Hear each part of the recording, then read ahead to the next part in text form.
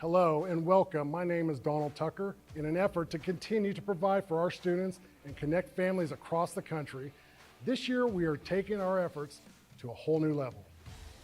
Our commitment to the district's children is unwavering. We believe that athletics plays a vital role in the personal growth, character development, and overall well-being. That's why we need your help today. By partnering with us, you become an integral part our journey to empower and uplift these young athletes. Visit our website, www.springdaleathleticfoundation.org, where you can find out more information about our organization, our impact, and how you can help support. So I invite you to stand with us, partner with the Springdale Athletic Foundation, and be a part of something truly special. Together, we can make a difference in the lives of our district kids and ensure that Springdale sports continues to set the standards in athletics across the state. Shot on the way, and good!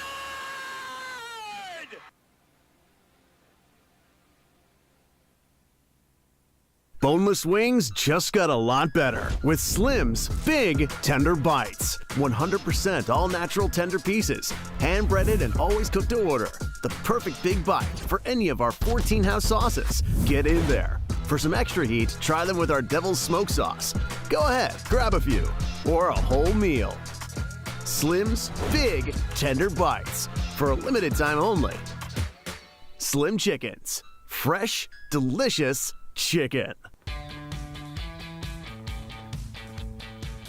Goodbye, paperwork. Hello, convenience.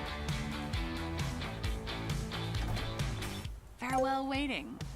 Hello, personal service. Catch you later, dreaming. Hello, planning. Buy your dream home, connect with a personal banker, and easily schedule an appointment with digital tools from Arvest Bank. Goodbye limits, hello possibilities. Hey Northwest Arkansas, Lara here at Sam's Furniture. If you're looking for new furniture, we have over 170,000 square feet selection at everyday low prices and same-day delivery available. But the best part is that we love to serve our community. So when you buy at Sam's, part of your purchase goes to support one of the many amazing organizations that we have been blessed to partner with. Serving others, especially those in need, is our culture here, and we hope that you'll be a part of that too. Arkansas's largest furniture destination, get it at Sam's.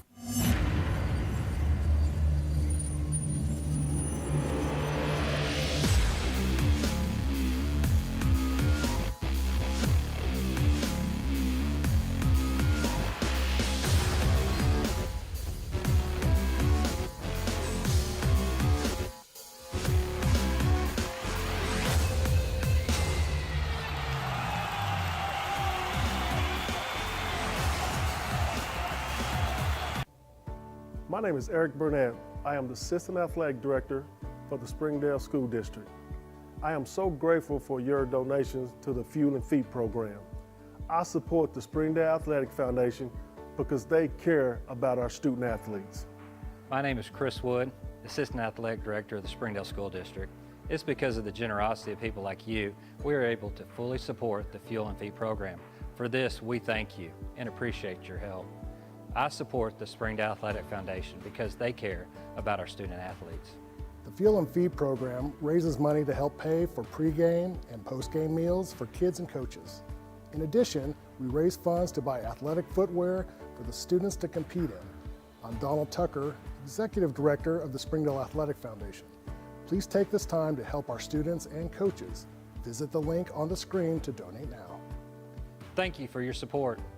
On behalf of Springdale Schools Athletics, I want to say thank you.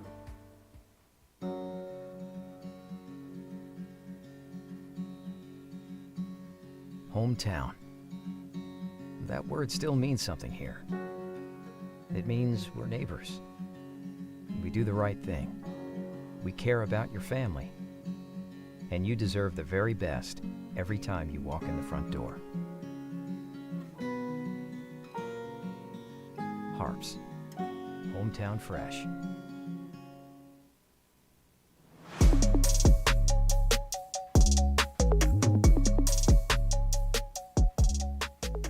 So tell me a little bit more about Digital Scoreboard. Like 800 installations, is that what you said? So 800 in 10 years. It's been a crazy ride. So year number one, we did, I want to say 3 installs in year one. Year two, it was about 7.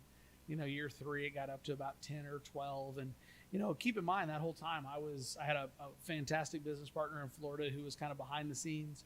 I was running everything from marketing, sales, operations. We only had 3 employees at the time.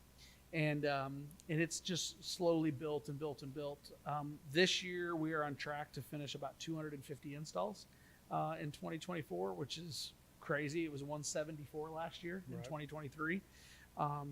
We will, by the time this year is over, I think we'll be pushing close to 850, almost 900 installs in the history of the company. And we just got an order for next year already that will substantially increase that number, which we're really excited about. That's great. So what's next for digital scoreboards? Yeah, there's a lot of positive momentum for sure. Conversations like this with partnerships that we value and are very humbled by around the country is incredibly important to us. We are really excited. We've got a chief operating officer who is starting on December 1st, who is currently the superintendent of a very successful school district in Pennsylvania. Yeah, a younger guy who is a customer. Similar to you, we've done 3, 4, 5 venues at his school, and we've became friends over the years. And he really likes what we're doing and kind of where we're heading. And we were able to steal him away, if you will, and he's joining the team. And so excited about that. But I would say if I was going to summarize where we're headed, it's kind of like the hedgehog effect, right? Like we are singularly focused on high school through college. Right. We don't want to veer away from there. That is our focus. We recently had to go through a whole entire analyst piece of the puzzle to buy out an evaluation to buy out my business partner in Q1, and it came back that we were now the 4th largest digital scoreboard company in the nation. Wow. In a really short 10-year period. Yeah. We're really excited about that. We'll never be number 1. That company's way too big, and we don't want to be because that has different problems. But I would say for us, it's staying focused on really what we've been good at and doubling down there, and people. Like our team is growing. It seems like we're hiring somebody almost every month, if not more than that. Right. We'll probably onboard another 5 or 6 employees the balance of this year and get ready for next. And then we're really excited about some of the solutions we're bringing to the table. Our leasing model is really becoming popular, where schools can just lease the equipment from us. Right. We still own it. It stays on our balance sheet. They just make an annual payment, kind of like leasing a car. Right. A lot of schools are finding that as a way to get into the space because they don't have the big capital outlay. Yeah. But really just staying the course and investing in people and partnerships. It's probably really where I see this thing going for a while. That's great.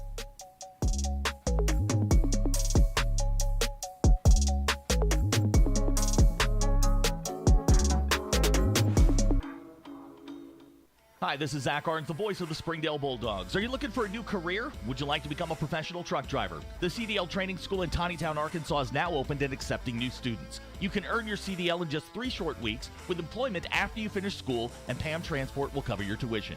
You will train in the same equipment you will drive once you earn your CDL. Plus, students also receive a $100 weekly stipend during training. Don't wait another minute. Call PAM Transport today. 888-498-2549. That's 888-498-2549. I'm Don Strubing. It's because of the generosity of people like you, we are able to fully support the Fuel and Feed program. For this, we thank you and appreciate your help. I support Springdale Athletic Foundation because they care about our student athletes. My name is Zach Arns. I'm voice of the Springdale Bulldogs. Thank you for donating to the Fuel and Feed program. I support the Springdale Athletic Foundation because they care about our student athletes. The Fuel and Feed program raises money to help pay for pregame and postgame meals for kids and coaches. In addition, we raise funds to buy athletic footwear for the students to compete in. I'm Donald Tucker, Executive Director of the Springdale Athletic Foundation. Please take this time to help our students and coaches. Visit the link on the screen to donate now. On behalf of Springdale Schools Athletics, I want to say thank you. Thank you for your support. During the Great Depression, nothing came easy. But with just 5 cents, an old truck, and a load of hay, John Tyson and his family found a way to deliver quality chicken to other hardworking people. Today, Tyson continues to find new ways to help put a chicken in every pot, because people deserve farm-raised chicken of the highest quality. At Tyson, we remain committed to this simple promise: to always keep it real, to always keep it Tyson. Food that is fresh, full of flavor, and all for a good cause can only come from Tacos for Life in Springdale. Enjoy delicious tacos for a cause. When you buy a meal, Tacos for Life donates the proceeds to provide a meal to starving children. Download the Tacos for Life app for ongoing promotions and free food for our friends right here in Springdale. Great food for a great cause. Tacos for Life, 1210 JTL Parkway in Springdale. Joe and Larry here with Sam's Furniture. We just wanted to thank you for your business and to let you know that your purchase helps serve so many people. That's right. The culture here at Sam's is to love and serve others in our community and around the globe. So when you buy at Sam's, part of your purchase goes to support one of the many organizations we partner with. You enable us to invest in our children, teachers, veterans, development in Africa, and distributing wheelchairs to those in need around the world. You are a part of this. So from the Sam's Furniture family to yours, thank you. If you need that love, support, somebody to push you, to tell you can do it, I would tell them to come to Pam Transportation. It's a family here. It's not just a regular company. They will look after you. They will show you that you are important, you are welcome here.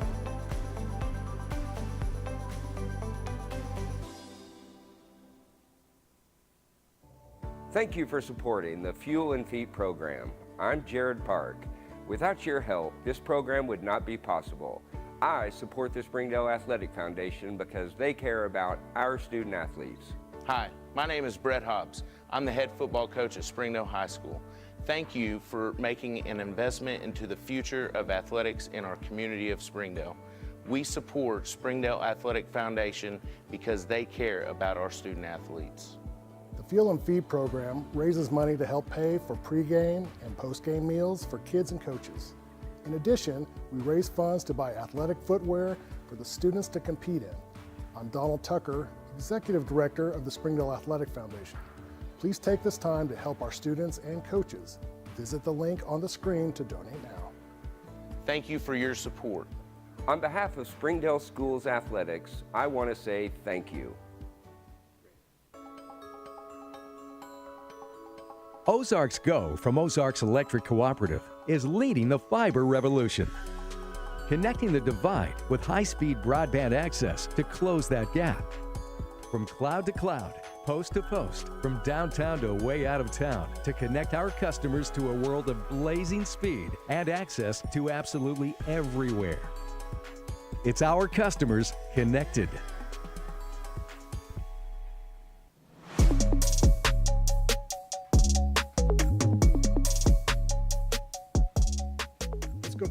Facility by facility. I want to talk a little bit more into the trenches, kind of specs, details on the boards. Can you kind of ramp us through that? I mean, I'd love talking about it, but it's kind of your baby as well. So I kind of want you to, from your side of the desk, talk a little bit more. Yeah, as I said earlier, extremely proud of what we've been able to accomplish here. And it's really kind of unparalleled what you guys have compared to many others. You know, if we just want to jump venue by venue, right, there's 7 venues. We'll start indoor first at Harbor, and then we'll work outdoor from there. So when we first walked into the gym, and what I like to tell people all the time is when I walk into a sports facility, you know, I tell people, hey, if I could wave a magic wand, what would you want? Right. And then we like to shut up and listen. Right. And we walked into Harbor Gym that day, and you said, you know, you and Coach Fimple said, well, we know we want a center hung. You guys did not really have a lot of seating on the inline, so you didn't need a 4-sided because that would have kind of been a waste of money that you could have put elsewhere. And so we just started getting creative, and we're really excited about that gym because it's kind of different than anybody else. So in Harbor's gym, we did a 2-sided V center hung. The screens are right at 7 feet tall and 20 feet wide. So that kind of shines to the 2 sidelines and the bench and everybody else. And then on the inlines, you had these great railings that were just kind of dead space. And so I mentioned about doing like a 4-foot tall by 40-foot wide ribbon on each inline, and which I like things symmetrical. Like my eye goes there. Like how do we balance the space? And I feel like that really balanced the gym space well at Harbor. And then we threw in a couple of our digital shot clocks, which can be game time or shot clock or both. But also, like when we were in the gym earlier today, it had a Harbor Wildcat logo on it. I think that's and fantastic. it just dresses up the gym a little bit more. And so that's the Harbor gym. And then we also did a 20-foot scorer's table, I believe. 24-foot scorer's table. What's great is with the ScoreVision control system, you can sync everything in. So 2 iPads are running the whole show. Right. So you got 1 iPad running your game operations, 1 iPad running your producer, your fan engagement, all the fun stuff. Right. But that's what we were able to accomplish in Harbor, and I've got to think that basketball season is going to be pretty special. Volleyball season is probably really special now. It is, yeah, for sure. But I got to think when you start packing the arena for basketball, it's going to be pretty awesome. Well, funny story. We touched a little bit about the iPads for the software. We hadn't had a chance to get over and show the volleyball team, the coaches and the managers how to run a game, right? We got there late. They already had the game running. Like they were using the iPads. There was zero training. They just picked it up. And that's kind of the great thing about the software side of it is that it's very intuitive, very easy. You hit this button, it adds the score. Like it's really simple to use to where, yes, we're going to train everybody how to use it to be experts at it. But even the amateur or the novice can easily pick it up and run it. The developers of ScoreVision had it right. So when they built ScoreVision, what was interesting, it was a couple dads that knew software, and their kids were playing AAU basketball. And so they would go to these big, wide open gymnasiums, and they would never know the time or the score of the game. Right. They were the parents sitting on the sideline, and the game was just happening. And so the gentleman who was the original inventor, if you will, of ScoreVision, built his own software. He was able to get it on the App Store, and they would show up to watch their kids play an AAU basketball game with a 55-inch TV and an iPhone. They'd put the TV on the sideline, and they would score their game. And all the other courts are like, why don't we have something like that? And then that's how ScoreVision was born. Wow. And so if you think about how Digital Scoreboards was founded to help out, my kids at school, and then you think about how ScoreVision was founded, I mean, the roadway parallels pretty well. The necessity is the mother of invention, so that's exactly the same. And so great people, great developers, really smart people, and it is very easy to run. And so, keeping with that, we'll transition to football because we'll tie in software to that as well. So when you look at both football stadiums, identical packages. Both boards are 26 feet tall, 52 feet wide. They've got beautiful decorative arch trusses across the top that illuminate during the game, and then a really cool ID panel right in the middle. And then we did distributed sound systems around the whole entire stadium as well. Right. And the sound is, it's next level. Yeah, it's special. It's a really, really special sound. And a lot of times, you have a board like this out there with the highest resolution, one of the biggest boards, if not the biggest in the state. You got to have the same kind of quality sound system. You really do. Pushes it. Well, I think that it complements it, but it's something that easily falls through the cracks. Like, you spend your focus on the video board, and yes, it's great, it's amazing, and then you're static in the speaker, or it's not very loud, and you brought that to the table, and we joke about it because it's amazing and it's easy to play with, but we'll listen to we'll stand at the 50-yard line, and everybody I show goes out there and tries this. And it's stereo, but then you take one step to the left and you hear the left speaker, one step to the right from the 50 and you hear the right speaker. Like it's, I don't know, I'm saying this wrong, but I call it short throw focal audio or something. There's a lot of ways to try to describe it. The way I like to describe it at the end of the day, it's perfect and it's equalized. Yeah. It doesn't matter where you're at in the stadium. Yeah. It sounds fantastic. It's got enough high end. It's got enough low end, and it really blows people away. Transitioning to the software piece, so I was obviously also running ScoreVision inside the football stadiums, but something you touched on about how easy it is to use. One of the things that I loved about ScoreVision, and I'm a sports guy by heart, right? Like I absolutely love sports, and from a playing perspective and a coaching perspective, and both my kids are college athletes and so on and so forth. But what I loved about ScoreVision is, you think about an old scoreboard, you had this cash register looking box in the press box. And so let's just say hypothetically it's 1st and 10 on the 20. The Bulldogs rip off a 6-yard sweep, and now it's 2nd and 4 on the 26. Right. The people in the press box are doing that math on the run, right? And then you normally got a spotter yelling out, hey, we're on the 26-yard line.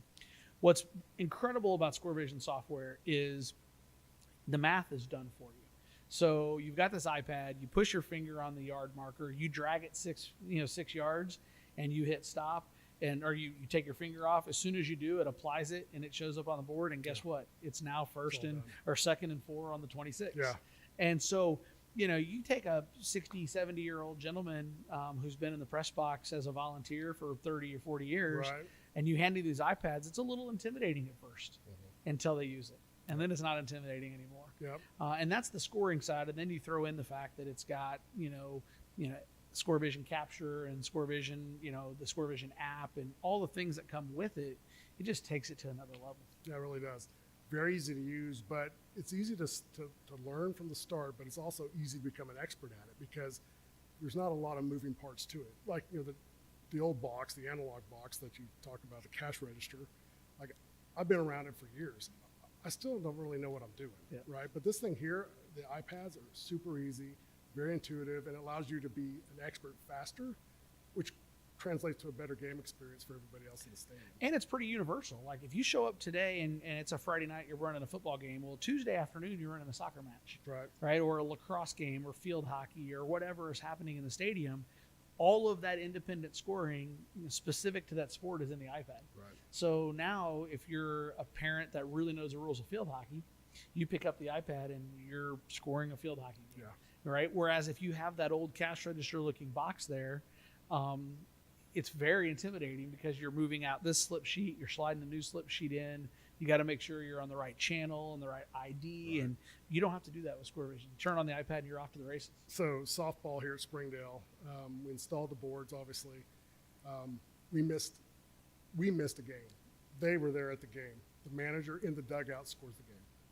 No training, didn't even know where the iPads were. I went up to the press box, grabbed the iPads off the charger, went down to the dugout, was scoring the game. So the next day I called to apologize to the coach, and the coach is like, oh no, we handled it. The manager, whoever it was, did the game, scored the game, picked it up and ran with it. So that's kind of a testament to what we're talking about. Like, it's super easy to use, but the part I like about it is that it's super easy to be great at it because everybody else that comes here is judging the video board, right? Everybody that watches it, comes to a football game or soccer game or softball or whatever it is, they're judging that purchase or that video board. And it has to be an experience, right? Like, I mean, I tell people this all the time. I mean, you guys draw 5,000-6,000 people a game, whatever. And when people come in, they're judging, hey, how are you guys doing? My kids go to school there. Do they have the best technology? And when I walk around Springdale Public Schools as a whole, non-athletics, even academics and landscaping and all of those things, it hits the mark. And so next thing you know, when you remodel or rehab a sports facility, it's got to match the rest. And, I think you guys have absolutely knocked that out of the park with the video boards and the sound systems and the control system as well.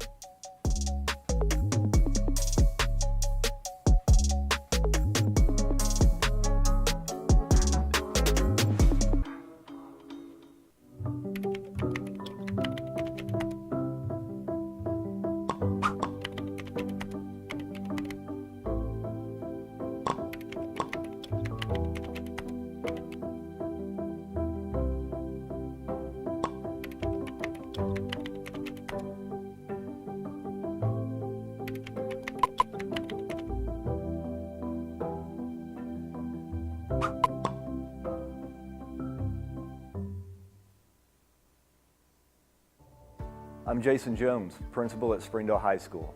Thank you for making an investment into the future of athletics in our community of Springdale. We support the Springdale Athletic Foundation because they care about our student athletes. Thank you for supporting the Fuel and Feet program. I am Paul Gree, principal at Harbor High School. Without your help, this program would not be possible. I support the Springdale Athletic Foundation because they care about our student athletes. The Fuel and Feed program raises money to help pay for pregame and postgame meals for kids and coaches. In addition, we raise funds to buy athletic footwear for the students to compete in. I'm Donald Tucker, Executive Director of the Springdale Athletic Foundation. Please take this time to help our students and coaches. Visit the link on the screen to donate now. Thank you for your support. On behalf of Springdale School Athletics, I want to say thank you.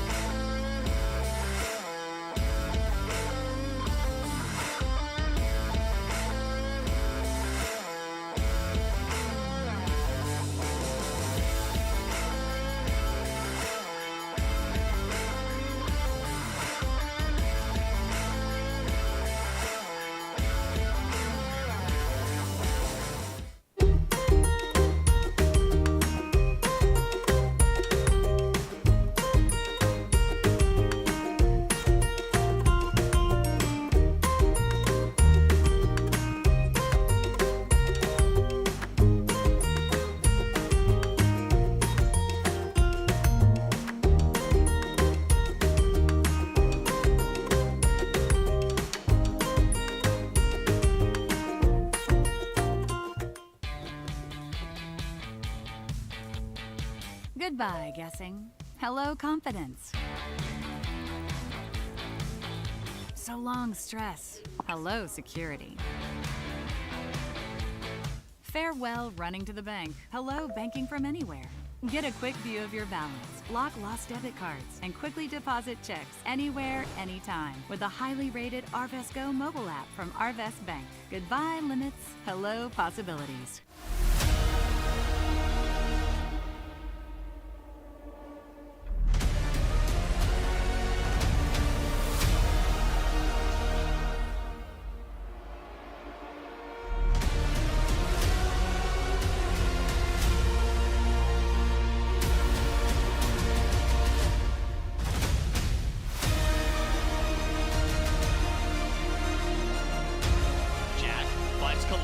Inside the 15, 10, and keep going. Khalil Marks, touchdown, Springdale! Khalil Marks in from 20 yards out with 36 seconds to go. The Dogs take the lead. Let's go!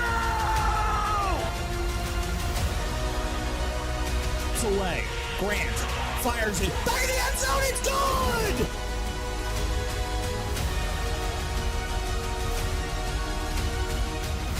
Pass complete to Asserud at 5. Touchdown, Springdale!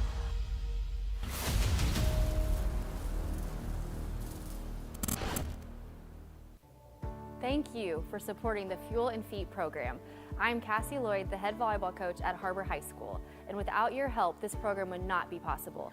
I support the Springdale Athletic Foundation because they care about our student athletes. My name is Brandy Davis, girls basketball coach at Central Junior High. Thank you for donating to the Fuel and Feet program. I support the Springdale Athletic Foundation because they care about our student athletes. The Fuel and Feed program raises money to help pay for pregame and postgame meals for kids and coaches. In addition, we raise funds to buy athletic footwear for the students to compete in. I'm Donald Tucker, Executive Director of the Springdale Athletic Foundation. Please take this time to help our students and coaches. Visit the link on the screen to donate now. Thank you for your support. Thank you for your generosity.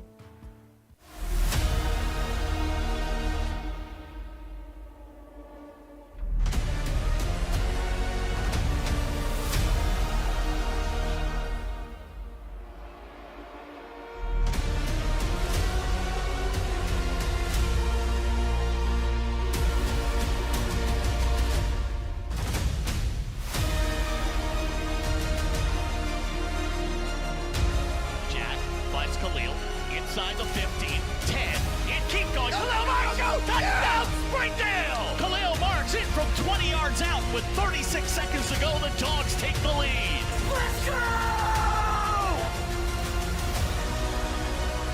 It's away. Grant fires it. Back in the end zone, it's good!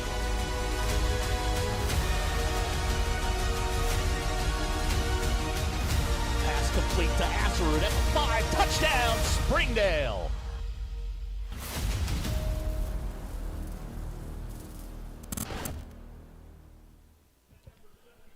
On behalf of Superintendent Dr. Jared Cleveland, Principal Jason Jones, the staff, the students, and the alumni of Springdale High School, it is my pleasure to welcome you to this presentation of Springdale Athletic Foundation Television.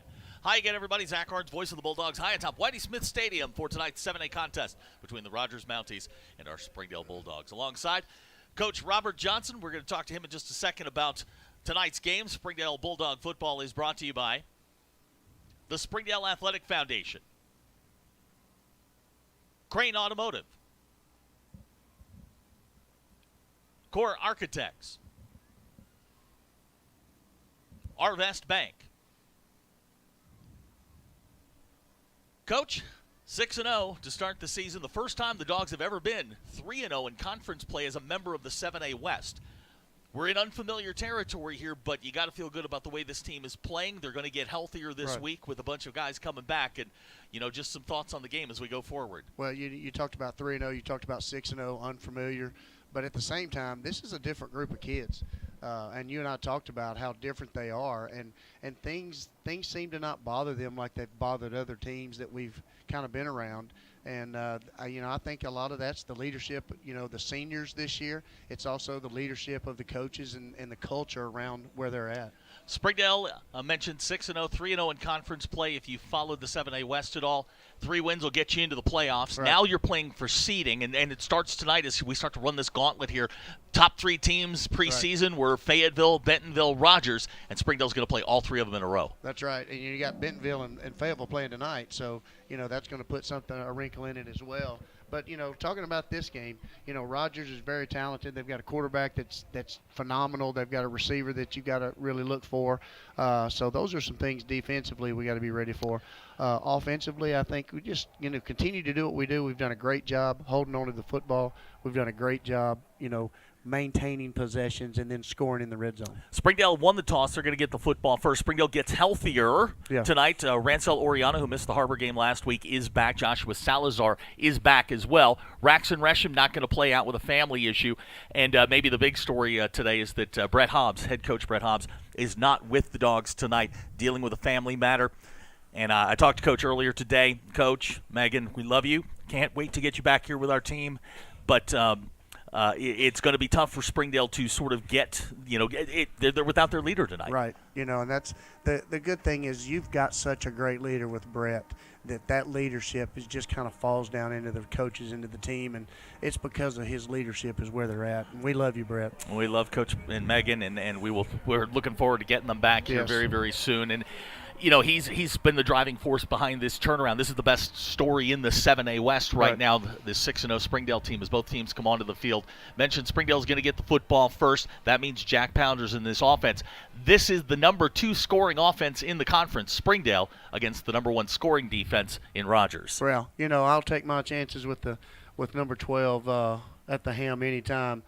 Jack's been a great leader for us this year in offense, and he does a great job. Second year in this offense, and he's proven week after week that he's the guy for this job. And his leadership as a senior leader, captain on the offensive side, has done a great job as well. The Dogs come in averaging 43 points per game through 6 games. This Rogers defense gives up 15 points per game.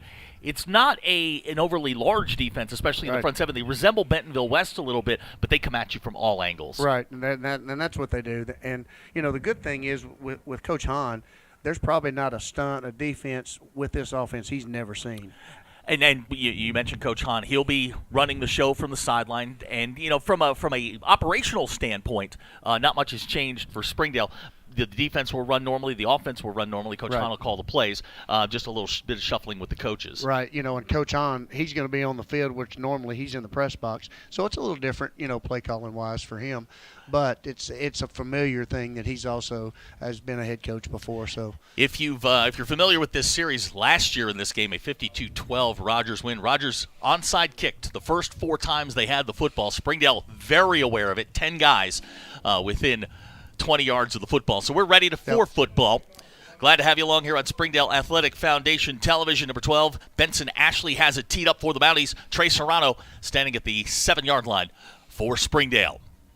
And, of course, they try the onside kick. And the football is going to be our ball. Recovered by Springdale on the Rogers side of the field. And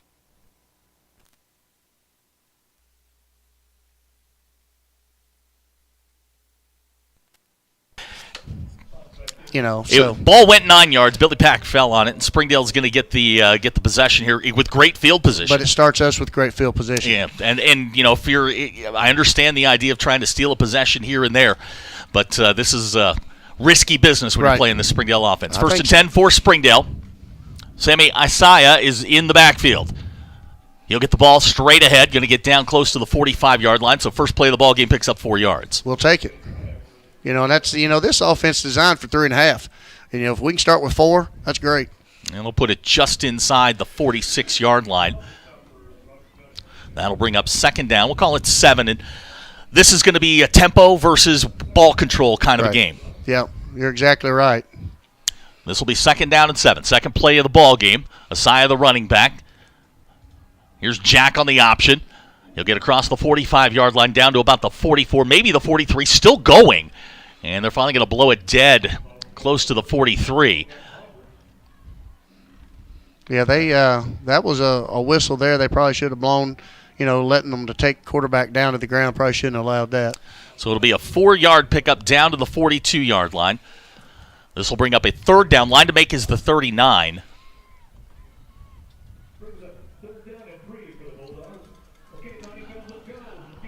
Springdale on the year on third downs.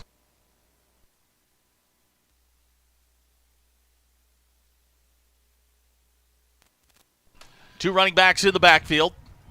Here's Carson Hayter, his first carry of the ball game. He's going to be real close. I think he's going to be about a half a yard short, and it'll bring up a fourth down and maybe a half a yard. Well, I'll tell you what, I think he's got it.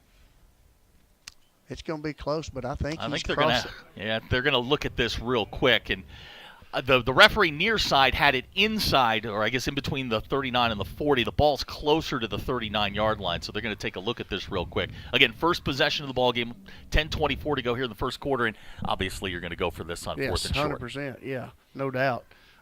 It's going to be close, but this is a situation where in this offense, it's a 4-down territory. Yeah, it looks like the offense is huddled up around Coach Hahn. He's going to stay on the field, and the measurement is going to come up just short. So it will be fourth down. Carson's first carry of the ball game. He comes in averaging 90 yards per game. The good thing about this offense, we can also get under center. So, any situation where it comes down to something like this, we're going to be under center for sure. Yeah, it's a couple of chain links as I look through the binoculars. It may be a chain link. An index card. Maybe. So it'll bring up fourth down and very short for the Springdale offense. Just as you said, Springdale's going to show the flex bone for the first time tonight. Pounders will go under center. Howard and Hayter are the wing backs. Isaiah is the running back. That's Hayter in motion. Pounder straight ahead. First down, Springdale inside the 35. Yeah. And the ball comes out at the very end, and they're going to say he was down. It'll be Springdale football first down. Yep. Yeah, he was down. It is a brisk night here in northwest Arkansas, 62 degrees at kickoff. There's a 6-mile-an-hour wind blowing from right to left on your TV. Feels colder than that. Yeah, it was a good wind earlier when I was down there as well. So it'll be first and 10, ball at the 33-yard line, clock running 10:02 to go here in the first quarter. This is Springdale's first drive of the ball game. Pounders in the pistol. Here's Jack. And he's going to lose yards back to the 35. And in talking with Coach Hahn before the game, he said, look, the way they blitz, you're going to have some negative plays. You got to flush it and move on. That's right. Like I said, that's the good thing about Coach Hahn is he's done it for so long. And when I say so long, there's probably not a blitz. There's probably not a defense he hasn't seen. There's probably not a tweak he hasn't worked with and tried to finagle and get that done and adjusted. So it's going to be a 2-yard loss back to the 35-yard line. It'll bring up second down and 12. And as we talked about a lot last week, this Springdale offense, distance really doesn't bother them at all. Right. They can strike from literally anywhere. Right. And adversity, they've done pretty good handling that as well. Second down, 12. Serrano, Hayter are the running backs. This is Carson into the middle of that Rogers defense. Nowhere to go. He's going to lose a yard, and it's going to bring up third down at 13. Haven't seen Rancel Oriana. He went through warm-ups. Right. Looked good from what I could see. Yeah, I think he's all right. I think they're just trying to, this first series, they're trying to see what they're going to line up, so what they're going to give them. So third down, 13. Line to make is the 23. I'd like to see them get at least half of it back here, make it a manageable, possible 4th down if we needed it. Pounders will be in the shotgun. Asaya is the running back. That's Hayter in motion. He'll cross the formation. Rogers sends 6. Jack firing. Log looking for Hayter down the seam. Pass incomplete. And it's going to bring up 4th down.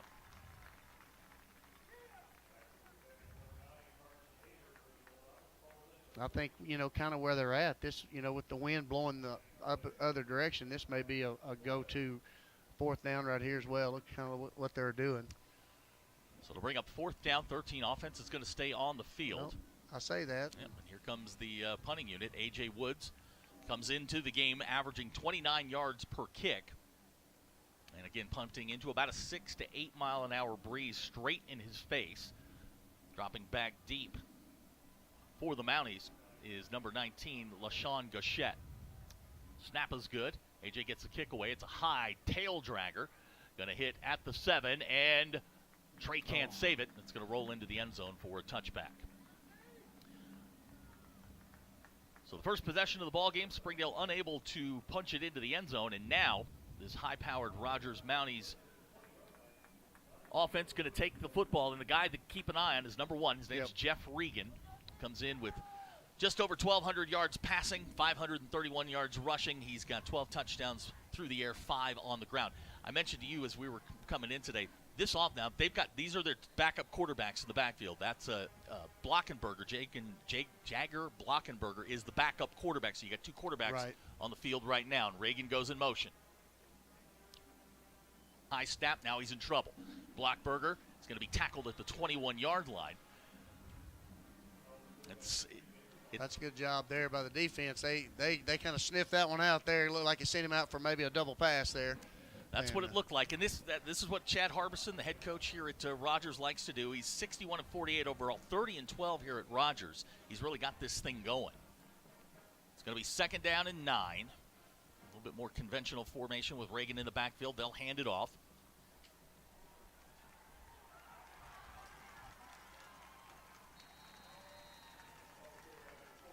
That's Cam Cunningham on the carry. He'll get the 1st down yardage out past the 35-yard line.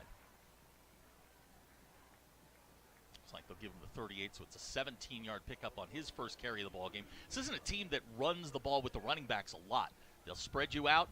Reagan does most of the running. Yeah, he's definitely a kid that would much rather. I know he's got a lot of passing, but he'd rather run the ball if he could. Reagan fires, pass complete, 46-yard line. It's going to be short of a 1st down. On the catch is Aiden Eikenberry. You're going to put him at the 47. It'll bring up a 2nd down. Again, this is what they do. It's a kind of a dink and dunk offense, and then they're looking to break tackles. Yeah, they're just trying to get people the ball in open space right here. Here's quarterback Reagan on counter. the run. He's going to get into Springdale territory, run out at the 46. Gavin Connor on the stop. They're going to put the football down at the 46. It'll be 1st and 10 for the Mounties. So very quickly into Springdale territory. Rogers going to go 5 wide. Here's Reagan. Fires past near side, caught. It's Eikenberry again. Day makes the stop, but it's a 6-yard pickup and a 1st down. Yeah, and like you said, you mentioned earlier about being a tempo.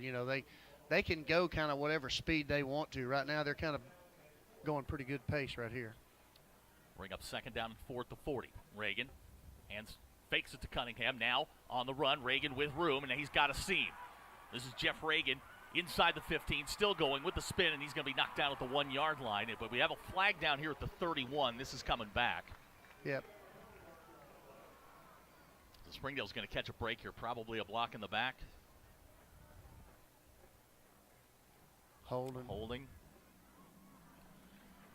So this will come back, and this is what he can do. This is really kind of their offense. It's a lot of zone read. It's a lot of Reagan just improvising, and then he'll pull up and hit you deep. Yep. And he's that kid. He's kind of that undersized kid, and I can remember a kid in junior high. He was excellent in junior high as well. He's just that kid that he's a great competitor. So they mark it off from the 31-yard line back to the 41. So it was a downfield. And it'll bring up 2nd down. We'll call it 5. You mentioned Reagan, a little undersized, 5'7", 150, a junior. Yeah. Very athletic. So Rogers will come bunch formation near side. This is Harrell on the carry, his first of the ball game. He's got first down yardage close to the 30-yard line.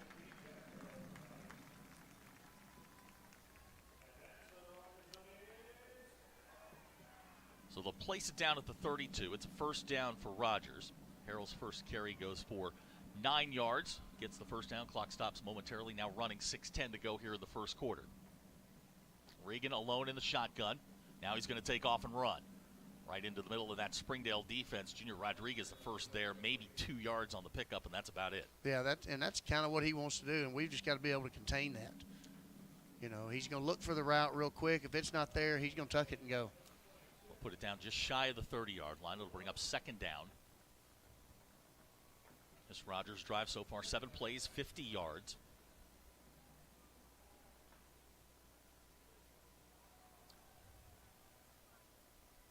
That's Harrell in motion. He'll come near side. Regan alone in the shotgun. He's looking left, under pressure. Julian Arroyos can't get him. And now Regan fires down the field, looking into the end zone. Pass nearly caught, but incomplete, and it'll bring up third down.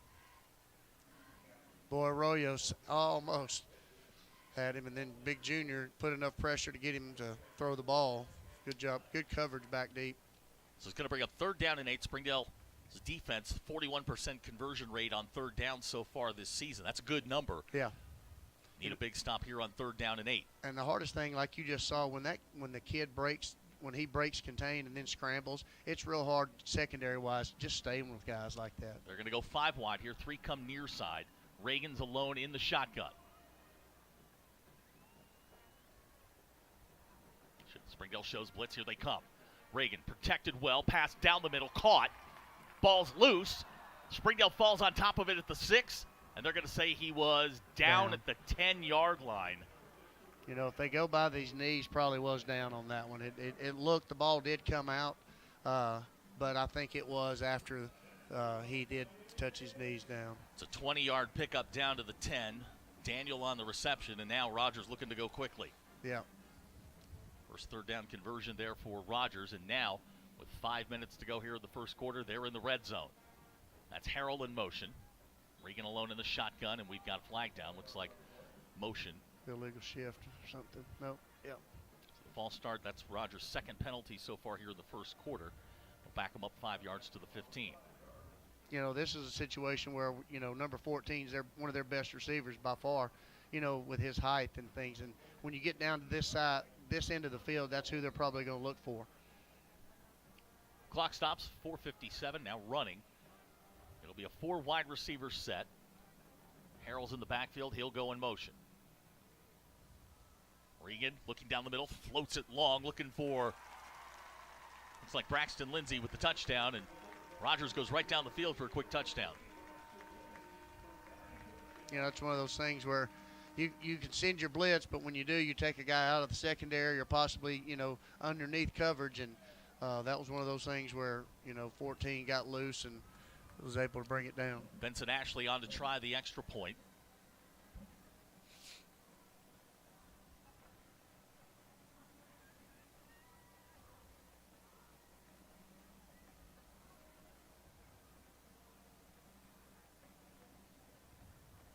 Kicks on the way, and it's good. So our score, 4:43 to go here in the first quarter. Rogers 7, Springdale nothing. We'll be right back. You're watching the Springdale Bulldogs on Springdale Athletic Foundation Television. Boneless wings just got a lot better with Slim's Big Tender Bites. 100% all natural tender pieces, hand breaded and always cooked to order. The perfect big bite for any of our 14 house sauces. Get in there. For some extra heat, try them with our Devil's Smoke Sauce. Go ahead, grab a few, or a whole meal. Slim's Big Tender Bites, for a limited time only. Slim Chickens, fresh, delicious chicken.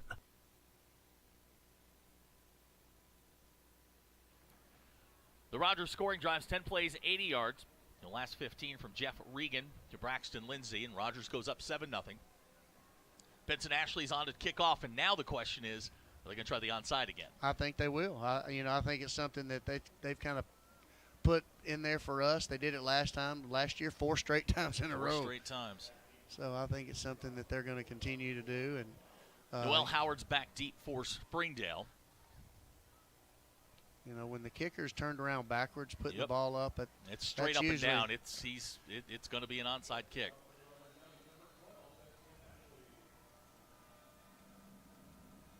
It's probably going to be in the same direction.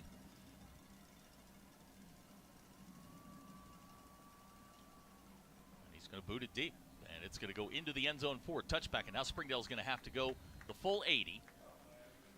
And now that the nerves have kind of settled down. Yep.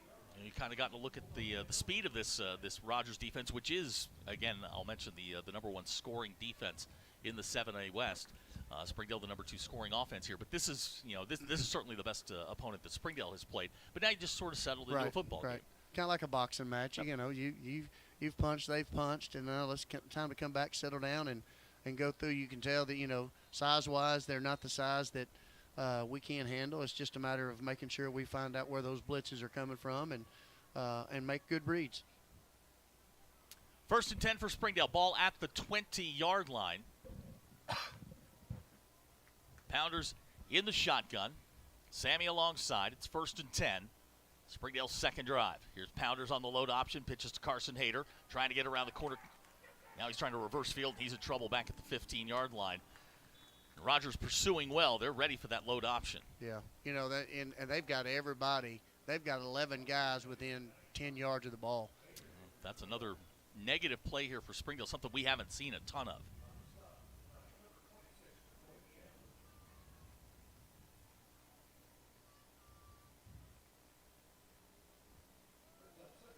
Second down and 15 for Springdale. Clock is stopped here with 4:34 to go. Here's Pounders on that draw. Carson going to get stopped at the 15-yard line, and Springdale now facing a 3rd down and 15.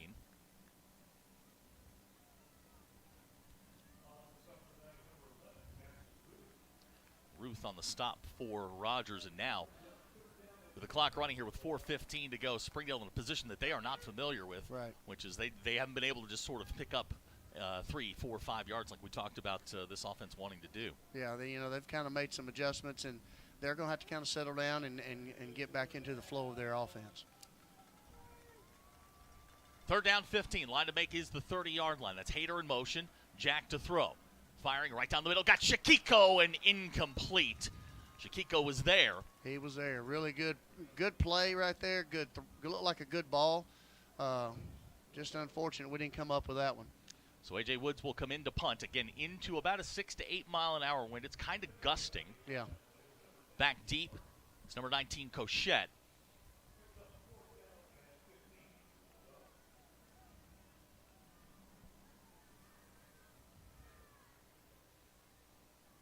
Snaps a little high. A.J. gets the kick away. High spinning kick's going to hit at the 49, take a Springdale roll. And it's going to go and roll dead at the 31-yard line. So A.J. flips the field. Good job there. Great job flipping the field, like you said there, especially into that wind. So Rogers going to send the offense out.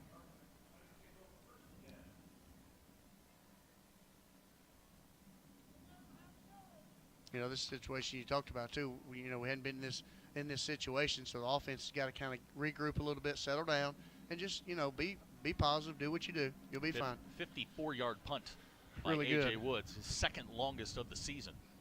1st and 10 for Rogers. Ball at the 31. Regan fires near side. Pass complete to Lindsay. 35-yard line, 40-yard line, and he's going to be run out of bounds up near midfield, and that's going to be a Rogers 1st down.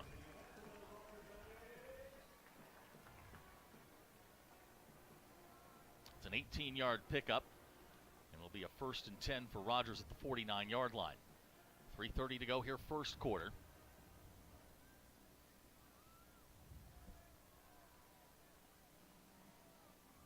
That's Harrell in motion. Regan fires near side looking for Eikenberry in and out of his hands. He was open, but it's going to bring up 2nd down and 10.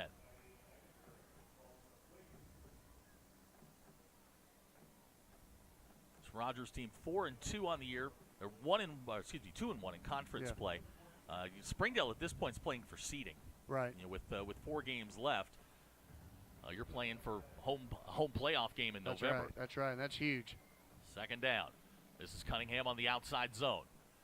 Cunningham finds the seam 45-yard line. He's going to pick up about 7, and it's going to bring up third down. You're going to put him down at the 44 of Springdale. And it'll bring up third down. We'll call it 3. Well, they use a lot of players, too, in and out of the offense. Rogers has converted their only third down of the night. This is going to be third down and 3. Here's Regan on the run. First down yardage, 40-yard line, still going. 30-yard line. Regan down the sidelines. He's going to score. No flags on the play, and Rogers is going to go up 13-0. Well, I'll tell you what, he did. He hit that corner there, and he's, like I said, super athletic and found a seam and took advantage of it. So with 2:49 to go here in the first quarter, Springdale finds themselves down 2 scores. They haven't been down 2 scores all season. Right. We're going to see how this team reacts.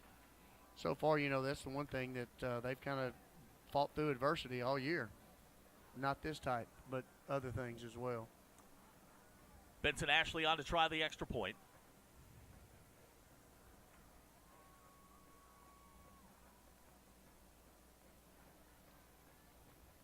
Kicks on the way, and it's good. So with 2:49 to go here in the first quarter, our score, Rogers 14, Springdale nothing. We'll be right back. You're watching Springdale Bulldog football on Springdale Athletic Foundation television. Goodbye, paperwork. Hello, convenience. Farewell, waiting. Hello, personal service. Catch you later, dreaming. Hello, planning. Buy your dream home. Connect with a personal banker and easily schedule an appointment with digital tools from Arvest Bank. Goodbye limits, hello possibilities. The Rogers scoring drive, 4 plays, 69 yards. Regan takes it in from 44 yards, and now this Springdale Bulldog medal is going to be tested a little bit because Rogers isn't going to stop. That's right.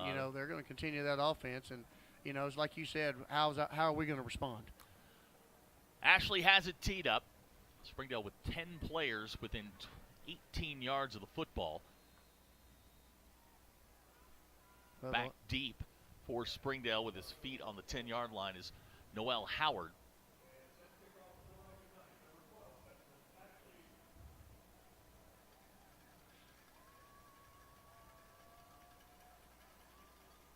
Ashley going to send it through the back of the end zone for a touchback, and Springdale's going to start at the 20-yard line. So now if you're Springdale, 10 plays, 8 yards. Right. You got to kind of get that, you got to find those seams. Now, one of the things in talking with some of the Fayetteville coaches was you can get there. I mean, there's room up the middle here if you can block it up. They feel like you can run the football between the tackles, and that's Springdale's strength. Right. That's just something we haven't seen Rensell.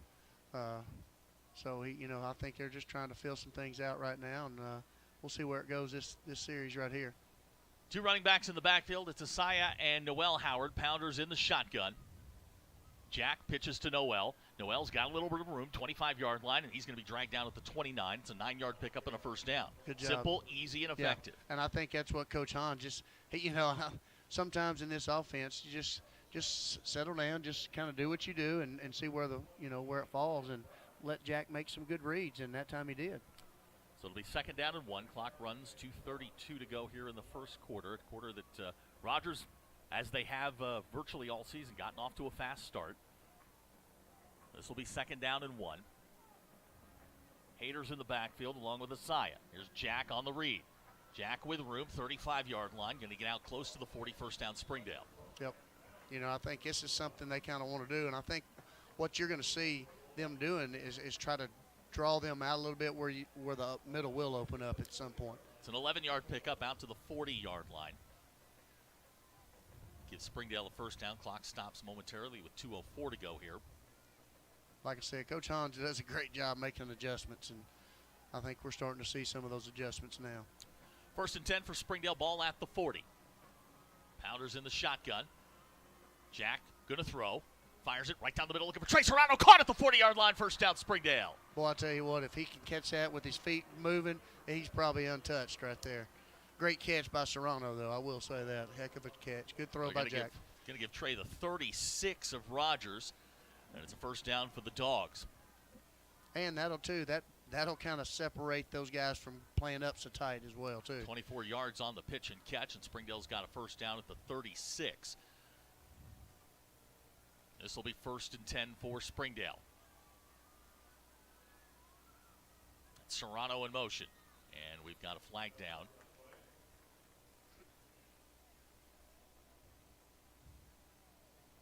Springdale's going to get whistled for the false start, so that'll back them up to the 41. You know, in the passing game, you know, you said it, you know, there's room. Guys have been open. Right. You know, as many guys as Rogers is sending to stop the Right, run, there exactly. are guys in the there are pass plays to be had. Exactly. You know, and when they start completing them like we are now, and we get some really good perimeter blocking, which we're starting to get, that's going to create some issues for them. 1st and 15 for Springdale, ball at the 41-yard line. Rogers shows blitz. Here's Jack, fires near side. Trey Serrano at the 44. Now trying to make guys miss, and he's going backwards back to the 44. It's going to lose 3. And now we've got a personal foul against Rogers. They play with a bit of an edge. Yeah. There have been a couple of late hits that have gotten away with. They're not going to get away with this one. Lindsey's going to get whistled for it. That'll be his first personal foul. It's going to give Springdale a first down. That's right.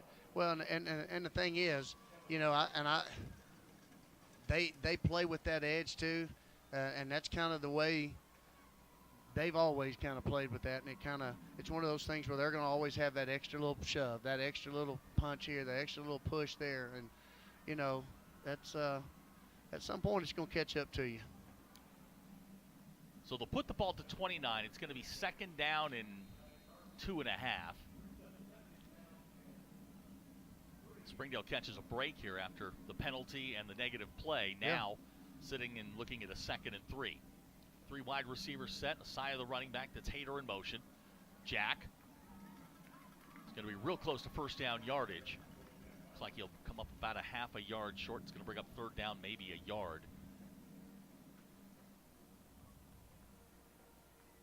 This Rogers defense, I've been watching them on film all week. They are as advertised. They move around, they fly around. There's no wonder they're giving up 15 points per game. 15 seconds to go here in the quarter. I think Springdale's willing to let it run out.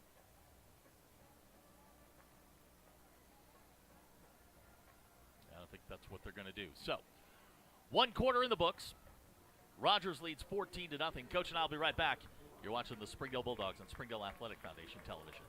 Hey Northwest Arkansas, Lara here at Sam's Furniture. If you're looking for new furniture, we have over 170,000 square feet selection at everyday low prices and same-day delivery available. But the best part is that we love to serve our community. So when you buy at Sam's, part of your purchase goes to support one of the many amazing organizations that we have been blessed to partner with. Serving others, especially those in need, is our culture here, and we hope that you'll be a part of that too. Arkansas's largest furniture destination, get it at Sam's.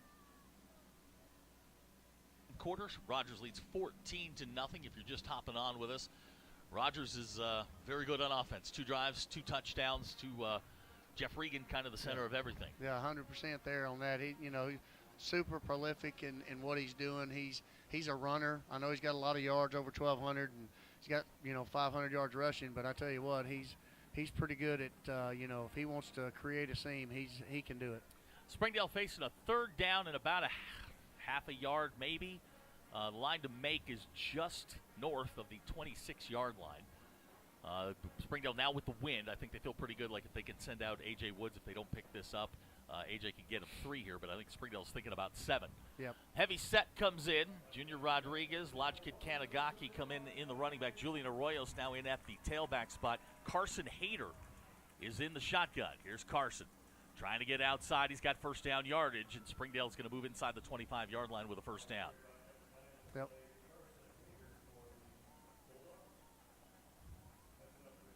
So they'll put it down at the 24. It's a 3-yard pickup. First down for Springdale. They'll move the chains. Clock will stop momentarily. And I think I think this is what you're going to have to do. It's going to have to be, you know, short, 3 yards, 3 yards, 3 yards, and then try and hit them over the top. Yeah, just kind of be methodical about what they're doing. Be smart. Wilder LaHarrise's checked in for Springdale. He's number 24 to the right of Jack Pounders. Check that. That's Carson. And Carson tries the option. He's going to go nowhere, so we're going to have to look and see what has happened to Jack Pounders.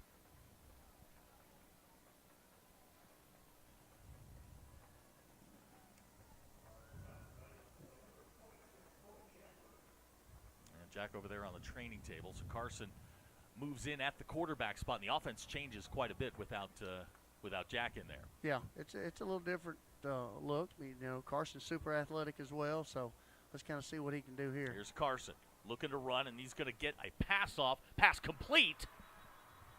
To Trey, is it Trey Serrano? Trey Serrano, far side, first down Springdale. Good job by Carson, escaping inside, bouncing it to the outside, and still being strong enough to be able to throw the ball. Great job, and his strength helps him right there. So Springdale picks up the first down. It's a 13-yard pickup. Springdale moves close to the 10-yard line here. Clock stopped with 10:52 to go, and I think you're going to see more of kind of a ground and pound here with Carson. Right. Yep. As your Looks quarterback. like your big guys come back in here. They call it the jumbo set. Sammy's the running back. Here's Carson. He's not going to get much, maybe loses a yard. Yep, they're going to mark him down at the 12, so it's a 1-yard loss, and now it'll be second down, 11.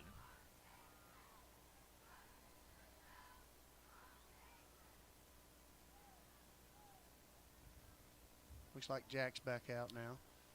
Yeah, he was on the training table there I don't for know a if second. he had some blood or maybe something. I don't know if he cut his hand or something. He's back out there now. So now second down, 11. Pounders back in at the quarterback spot. Here's Jack under pressure, and he's going to go down. The ball is loose and picked up by Springdale at the 13-yard line. It's like Sammy came away with it. They're going to say he was down at the 14-yard line. That's the first sack that Springdale has given up this season. And now you're facing third down all the way back at the 19-yard line. You got to get inside the 1 for a first down.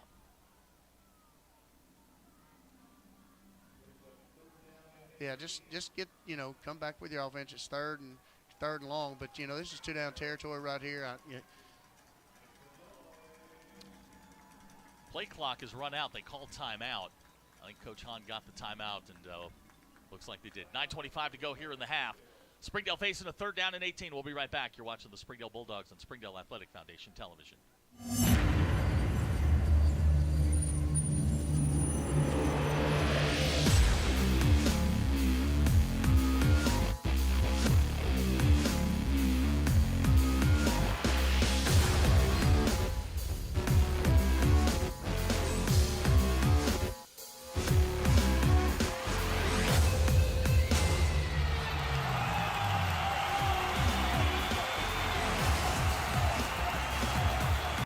.25 to go in the half, 14-0 our score. Springdale facing a third down here. And like you said, I mean, you need half or three-quarters of this to feel like you can go for it. I think if, possibly if they get up to half, they might. They may go ahead and take their 3 points. We'll kind of see where we want to go with it. Pounders in the shotgun, has Carson Hayter alongside. Trey Serrano, Joe Ash, Shakiko near side. Sammy Isaiah is your H-back. Noel Howard, the wide receiver, to the top. Jack under pressure, gets away, throws it, and it's intercepted at the 10-yard line. His arm was hit as the ball was being released. They're going to say incomplete. Springdale catches a break. Yeah, they do. Christian Flores nearly came away with the interception, and now Springdale, we'll see what they're going to do here. Jack's coming back onto the field. I think he's going to hold it. Okay, yeah, so they're going to send A.J. Woods out to try a field goal. 1 out of 2 on the year. Has a long of 32. This one will be 36 with the wind.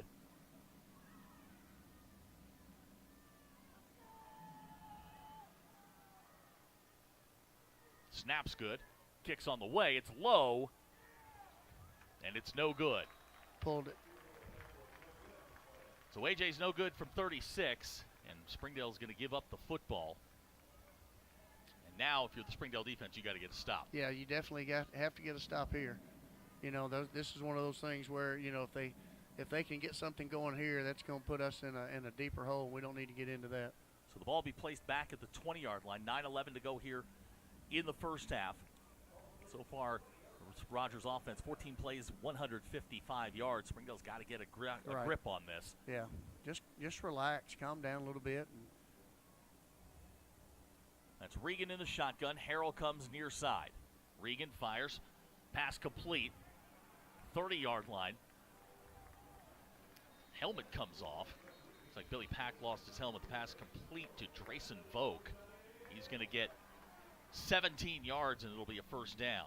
Well, that's just a simple screen out to the outside edge. They did a good job blocking the first guy, and he was able to make, 16, 17 yards. So first and 10, ball now at the 38. 4 wide receivers set. Here comes that outside zone from Cam Cunningham. Cunningham, 40-yard line, 45. He's going to get into Springdale territory. It's a first down, and that outside zone in the screen, it's 3 plays, but Springdale's going to have to get some sort of wrap on this. Right. The one thing that we have done is stopped in the middle, and we've done that all year. Outside the perimeter, that's kind of where they're going to right now. So first and 10, clock stops momentarily. 8:40 to go here in the first half. Regan in the shotgun. Regan on the keeper with room, 45-yard line. Inside the 40, and he's going to be run out near the 35. Boy, he's definitely the most elusive quarterback we've seen all year. Without question. Yeah. I mean, even when you're there, you're not there. I mean, he's that good. Ball's placed at the 37-yard line. 8:20 to go here in the half. 5 wide receivers set. There's Regan to throw. Passes low and incomplete. We'll bring up second down.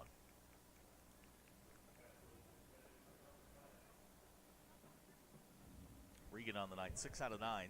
Just 65 yards in the 1 touchdown where he's been extremely dangerous is in the run game. Yeah. 4 carries for 66 yards. That's a typical night for him. Yeah, and I think, like I said, I think watching film on him, I think he wants to run the ball a lot more than he'd rather throw it. Regan's in the shotgun, and it's like we're going to get a penalty against Mounties, and that'll back them up 5 yards. And we've had these officials. I think we talked about these are the officials. I think we had the most penalties against with this crew. Yeah, we had this crew when Heritage came to Gerald Williams Bulldog Stadium. Springdale with double-digit penalties on that night. The clock stops momentarily with 8:10 to go here in the half. It's going to be second down and 15.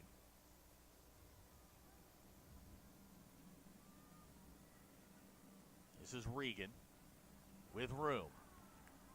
He's going to get inside the 35-yard line. We'll bring up third down. He's one of those runners too, where you're not going to get a clean shot. You get a glancing blow, or you get a shoestring, or you get a foot. You don't get a shot on that kid, and that's hard to make those kind of tackles. Because we've got guys in position.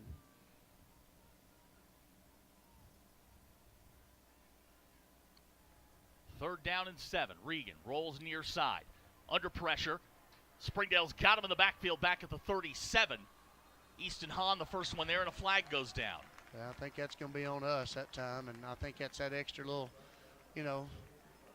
we've got to do a really good job not playing into their hands with that, and that's kind of what I was kind of alluding to talking earlier about that extra little shove, extra little push there, and we kind of played into their hands, I think, on that one. And we've got to be a lot smarter than that. Yeah. Against a team as explosive as Rogers, you can't make those kinds of penalties. Especially when you've got them where you just had them, it's don't let your emotions, play with good emotions, but at the same time, learn how to control them. So the penalty will give Rogers the first down at the 22-yard line, bails him out. Yeah. And now Springdale going to have to play some red zone defense. Opponents this year scoring on 67% of their red zone trips. Here's Regan, fires far side 15-yard line. It's Eichenberry with the catch. He's going to get the first down. That's one of those situations, too. I'm sitting here watching. That was an RPO, and I'm looking at 73 about 8 yards down the field. And I know they talked about that, but anytime a team like that runs those RPOs, those linemen are going to creep down the field, and hopefully that line judge is watching that. They're going to say Eichenberry stepped out at the 13. It'll be second down and 1. Clock stops with 6:57 to go here in the first half. This will be second down and 1. Harrell alongside Regan. Regan now flushed left, fires, end zone, pass. Incomplete, and it's going to bring up third down. A dangerous throw from Jeff Regan. Boy, if Billy turns, I mean, he's trying to get to that defender. If he's able to turn just a little bit, he might have an One of the opportunity. things we're seeing a little bit here with Springdale is they're starting to get a little bit of pressure. Right. We're starting to see guys pop free. Julian's pop free. Easton got through on the sack. Yeah. And those are things that, right here could be a good sack right here would be great for our defense right here. Just be smart right here, make good plays, be in position. 6:51 to go in the half. Third down 1. Harrell is the running back. Here's Regan with room inside the 10. He's met at the 8-yard line. He's going to get first down yardage. As a defensive coordinator, when you've got to account for the quarterback too, that makes it really, really tough. It's a 4-yard pickup. Got one of theirs down, I think. Yep, we've got a Mountie down. We're going to take a quick timeout. 6:39 to go in the half. 14-0 our score. We'll be right back. You're watching the Springdale Bulldogs on Springdale Athletic Foundation Television.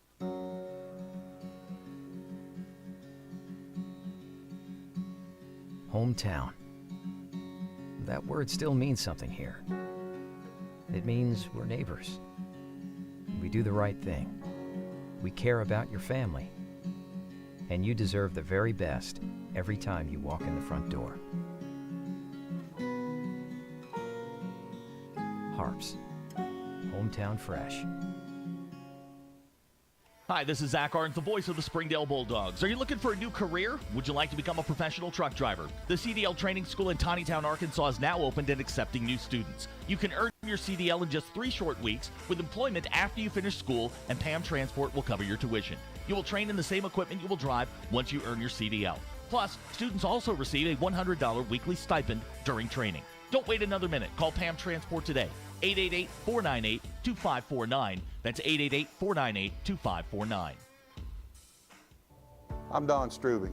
It's because of the generosity of people like you, we are able to fully support the Fuel and Feed program. For this, we thank you and appreciate your help. I support Springdale Athletic Foundation because they care about our student athletes. My name is Zach Arns, a voice of the Springdale Bulldogs. Thank you for donating to the Fuel and Feed program. I support the Springdale Athletic Foundation because they care about our student athletes. The Fuel and Feed program raises money to help pay for pregame. Caden Lauermore, the injured Mountie, he is coming off with the help of the athletic trainers. It's first and goal, ball at the 9-yard line.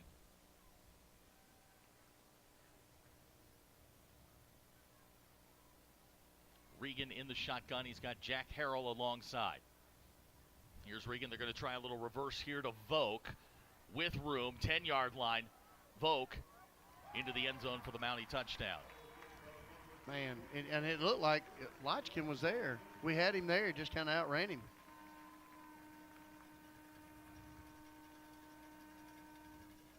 So Rogers going to go up 20-0 here.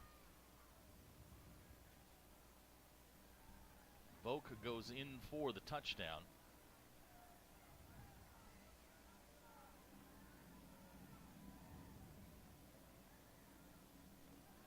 On comes Benson Ashley for the extra point.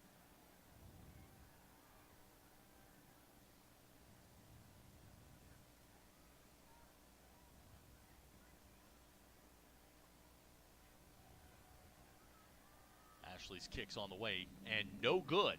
So with 6:25 to go here in the half, our new score, Rogers 20, Springdale nothing. We'll be right back. You're watching Springdale Bulldog football on Springdale Athletic Foundation Television. During the Great Depression, nothing came easy.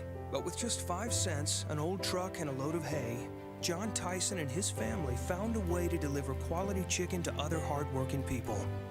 Today, Tyson continues to find new ways to help put a chicken in every pot. Because people deserve farm-raised chicken of the highest quality. At Tyson, we remain committed to this simple promise: to always keep it real, to always keep it Tyson. 6:25 to go here in the half, 20-0 Rogers. And if you're just hopping on, Springdale without Raxon Resham tonight. Coach Brett Hobbs also not here, attending to a family matter tonight. And Springdale's just got to find something here. Jack Powders, we were looking at him on the Trying on to the find table. out, yeah. Jack doesn't look. It looks like an upper body injury. Yeah. Don't know if Jack's going to be able to return. Saw Carson sort of warming up. So that changes everything for Springdale on offense. Yep. There's a lot of things that we've little things we got to overcome. But I tell you what, this team's very resilient. They've done a great job so far. They're down a couple of scores, but just the good thing about this group, and we've been around them, is this is a group that kind of overcomes a lot of stuff, and right now is the time they're gonna pull together, and I'm pretty sure their positivity is gonna be pretty good. Benson has it teed up. Now watch for the onside kick here. This feels like one of those opportunities, and Benson gets into it. High angling kick going back into the end zone. It'll be a touchback, and Springdale will start the football at the 20-yard line.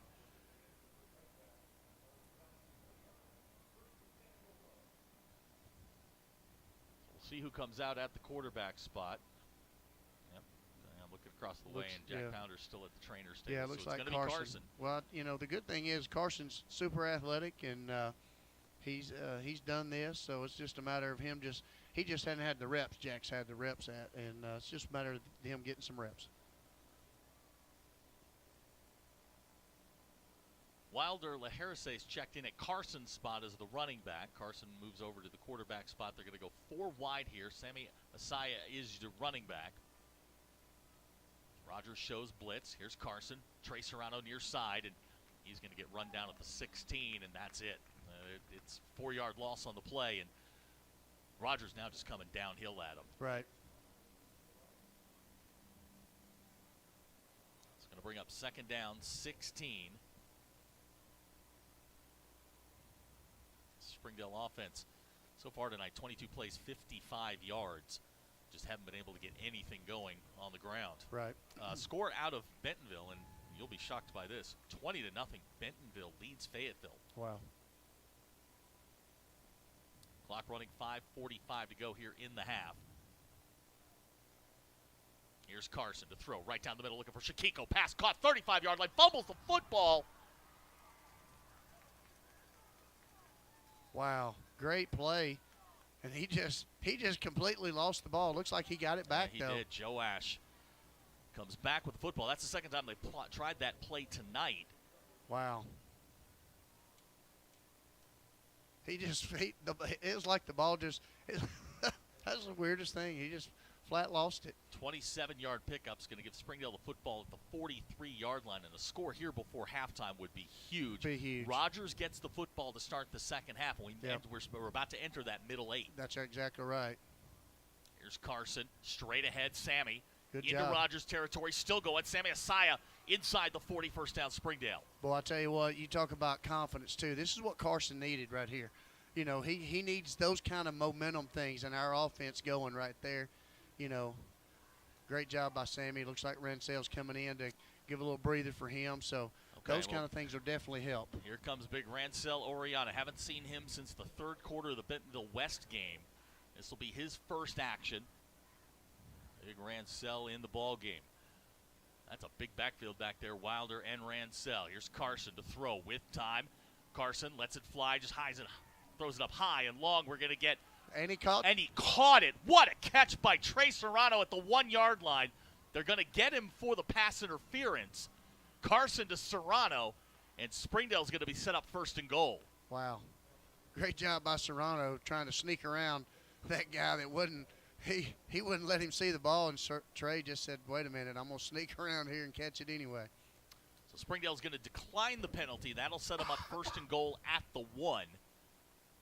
I think they're going to keep. I don't think they're going jumbo. I think keep doing what they're doing right here and just try to get in the end zone right here. I bet 34 might touch the ball. I think you're probably right. They'll go down into the flex bone. Carson Hayter goes under center. Here's Carson. They try and push him straight ahead. I think he slipped. Yeah, I think he slipped or lost the ball. And it looks like we've got a flag on the far side. I'm not sure.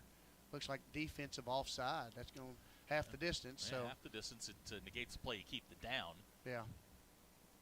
That's huge, really. Sure it is. Because it looked like he slipped and lost some yardage there. So. Yeah, so they'll move it half the distance, and it'll stay 1st down. So Springdale catches a break there. The clock stopped. 4:37 to go here in the half. And punch it in here, get a stop. I mean, that's a huge momentum swing for Springdale. This is huge. Just, having to change quarterbacks in this offense, being able to run. You got a great athlete with Jack, with Carson taking over for Jack. So Hayter will go into the pistol. Here's Carson.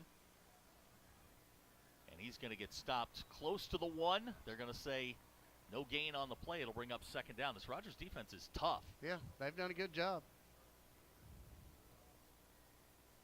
Looks like he got right back to the line of scrimmage. Now it looks like Jumbo's coming in. Yep, here they come. Arroyo's coming in. Lodgekitt's coming in. Junior Rodriguez coming in. A lot of beef checking into the lineup for Springdale. Clock continuing to run here. 3:50 to go in the half. Second down and goal. Ball at the 1.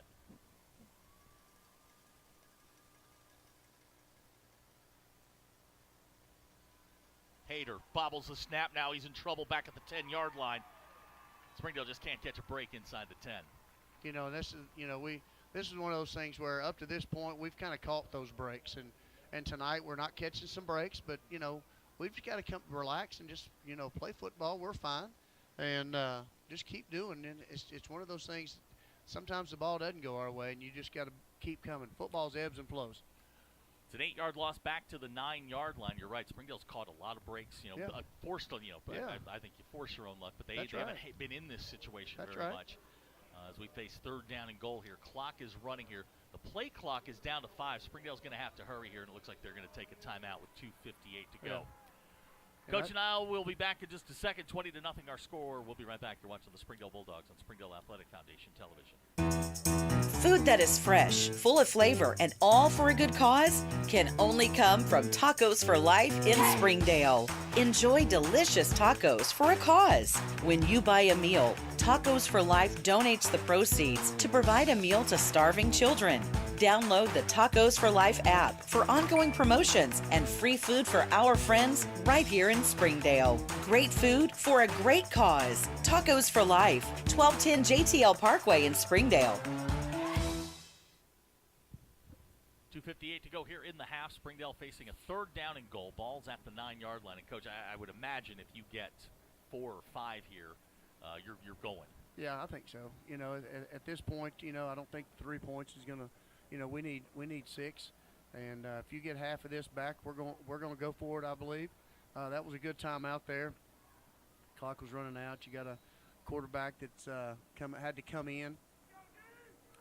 So this is going to be third down and goal. Wilder Laharase is the running back alongside Carson Hayter. Carson to throw. Under pressure. He's going to go down back at the 18-yard line. We've got a flag down. We'll wait and see what that is. But the ball's placed at the 18. Flag resting at the 20-yard line.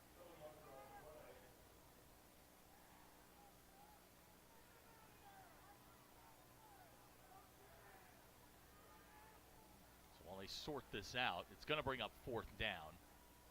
We've got a Rogers player that is down. I'm guessing that's where the personal foul occurred. Yeah.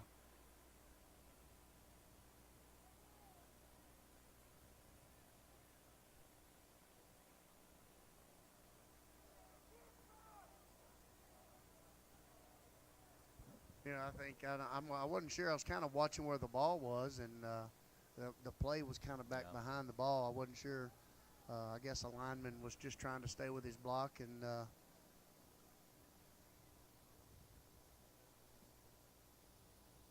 so while they sort it out here, let's do a quick reset. It's going to be fourth down. I'm not sure where the ball is going to be when this is all adjudicated. 2:51 to go here in the half. 20-0 is our score. Jack Powders has apparently gone down with an injury. He's been in and out since the end of the first quarter. Right. We'll have to wait and see what that's about. Injured Mountie was Herson Cruz. So now we'll see what the penalty is.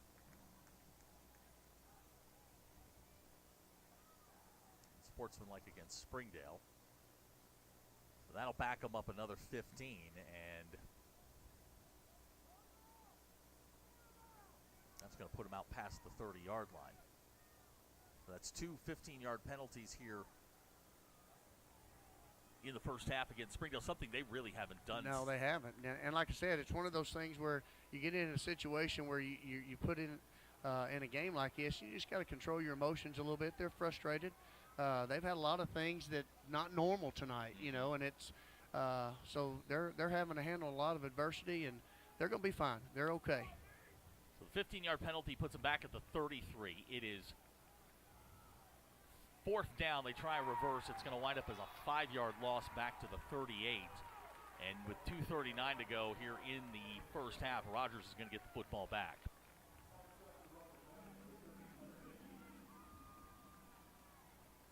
So Springdale turns it over. Rogers with a chance here to really kind of get a grip on this thing. And Springdale been able to punch that in, get a stop. You head into the second half with a 14-point deficit. But now, the way this Rogers offense is humming here, 24 plays here in the first half, 225 yards, a lot of it on the legs and arms of Jeff Regan. Especially when, we're down at the 1. We just got to relax and play football right here. So here we go, first down and 10, ball at the 37. Regan alone in the shotgun. Fires near side, caught by Lindsey. Tries to spin his way out of it. It's going to pick up about 3 out to the 40.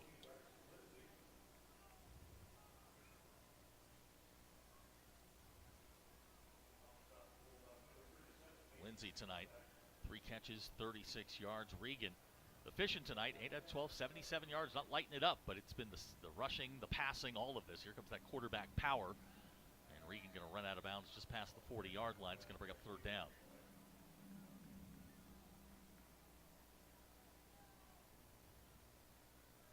So they'll give him a 1-yard pickup.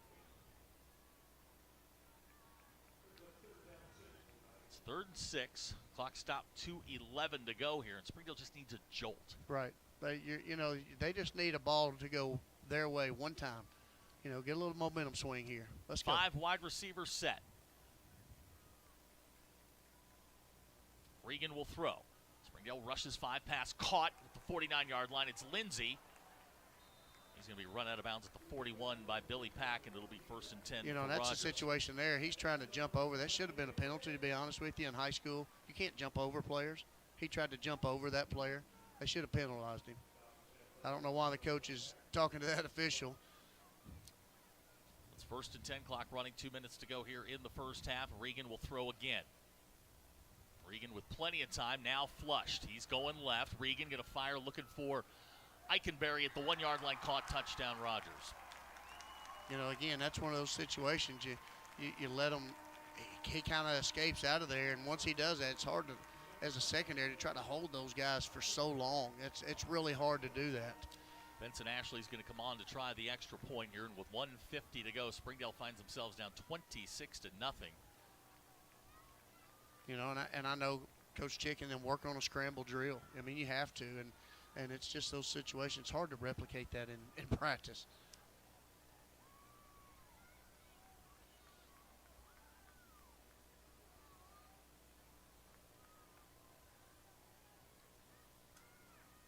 Benson to try the extra point. Kicks on the way, and it's good. So our new score, with 1:50 to go in the half, Rogers 27, Springdale nothing. We'll be right back. You're watching the Springdale Bulldogs on Springdale Athletic Foundation Television. Joe and Larry here with Sam's Furniture. We just wanted to thank you for your business and to let you know that your purchase helps serve so many people.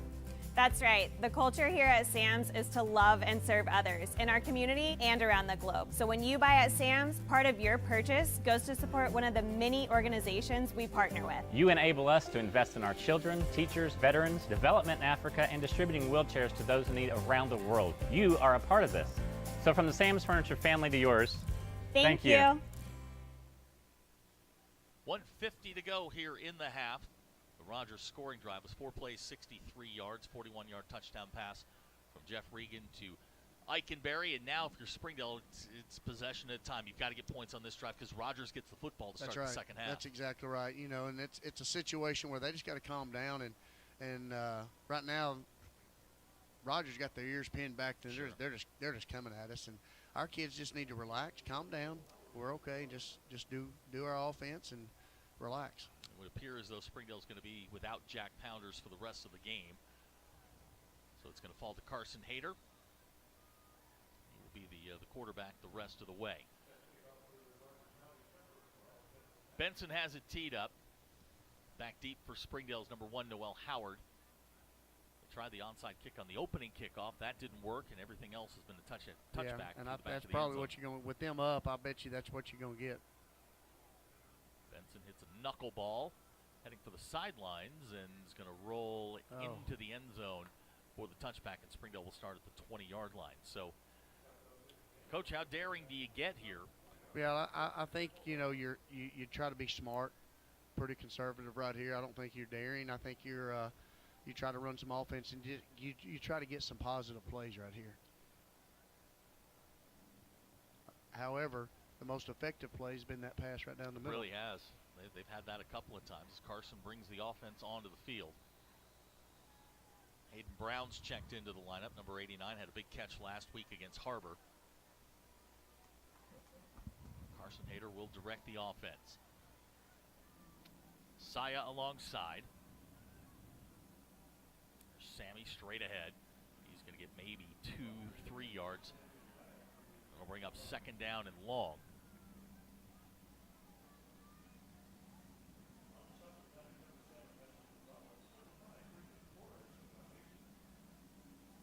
So they gave him 2 up to the 22. And as we mentioned, Rogers going to get the football to start the second half. So Springdale's going to have some conversations going on at halftime. Definitely got to regroup and got to get some things straightened out.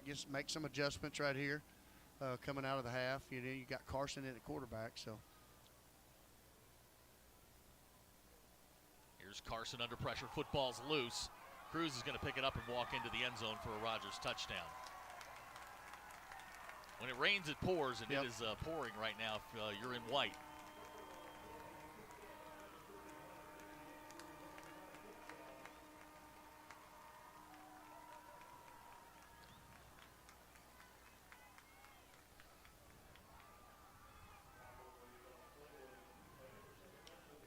Cruz goes in for the touchdown, and now with 1:05 to go, it's 33-0.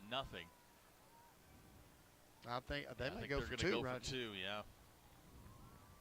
Trying to get to that sportsmanship rule.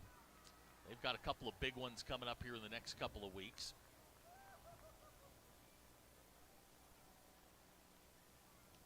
Regan's going to bring the offense out. Harrell is alongside. Regan to run it. Breaks out of a tackle from Shempal and walks into the end zone for the 2-point conversion. With 1:05 to go here, it's 35-0.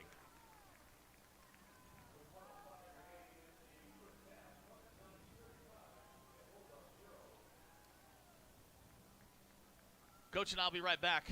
You're watching the Springdale Bulldogs on Springdale Athletic Foundation Television. If you need that love, support, somebody to push you, to tell you can do it, I would tell them to come to Pam Transportation. It's a family here. It's not just a regular company. They will look after you. They will show you that you are important, you are welcome here.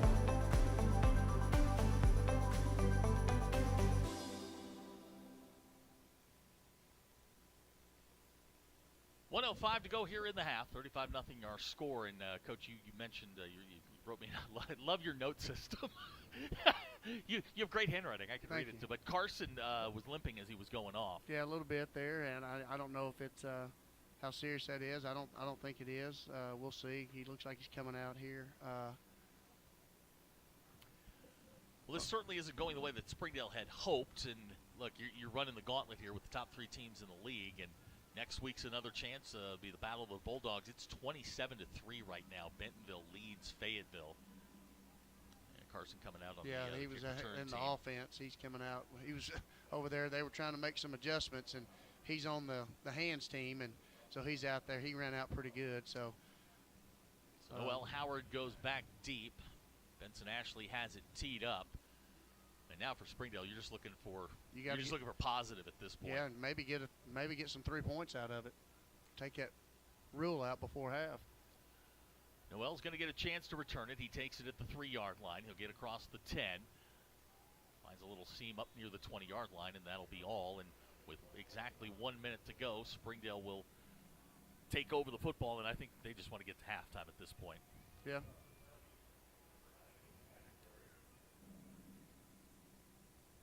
Put the football down at the 21-yard line, so it's an 18-yard return.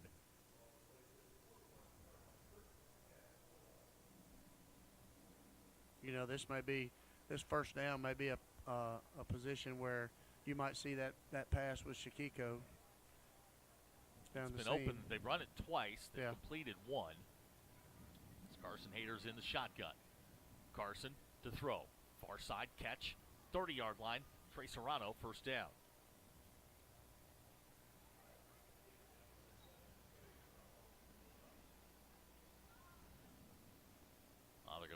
They're gonna run him out just about a half a yard short. So the clock will stop. 55 seconds to go here in the half. This will be second down and less than a yard. Carson under pressure. Looking deep down the sidelines. Got a man. What a catch on the far sideline. Wow.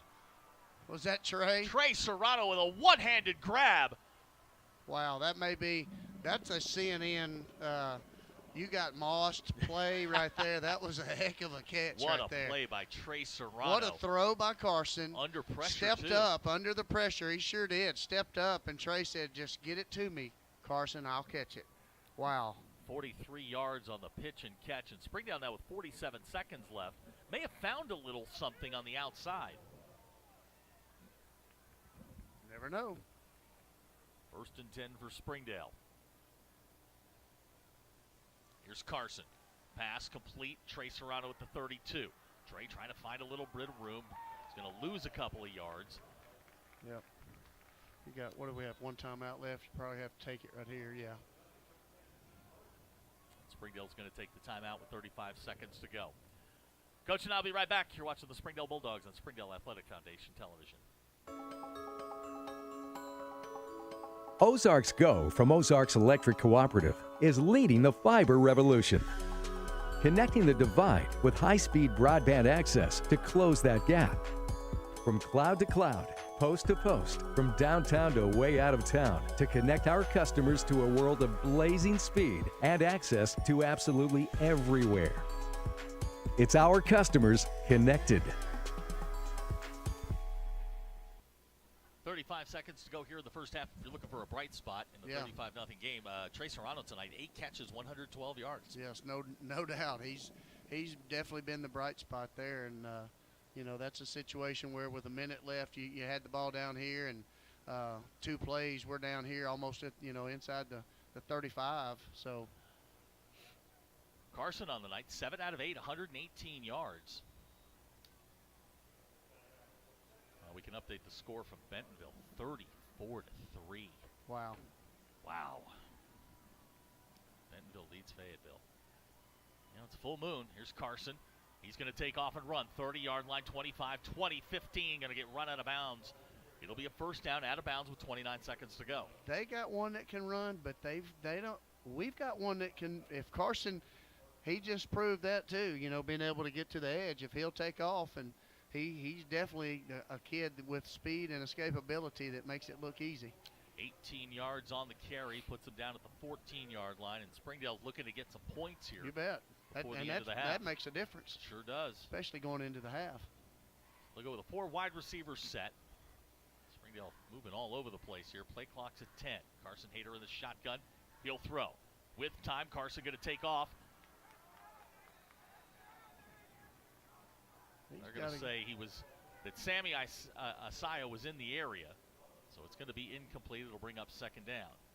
This is we see Carson at the running back spot most of the time, but this is his first extended action as quarterback. That's right. Alexis Ramirez has checked in for Springdale, number 21, his first action tonight. It's going to be second down and 10 with 24 seconds left. Springdale without a timeout left, so that was actually a really smart play by Carson. Yeah. And these are things, like you said, live action reps. I mean, he's getting thrown into the fire right here. So Springdale's going to have to go quick. Play clock's at 2, 1. They get it off. Carson to throw. Pass complete. Chiquiko out of bounds at the 6-yard line.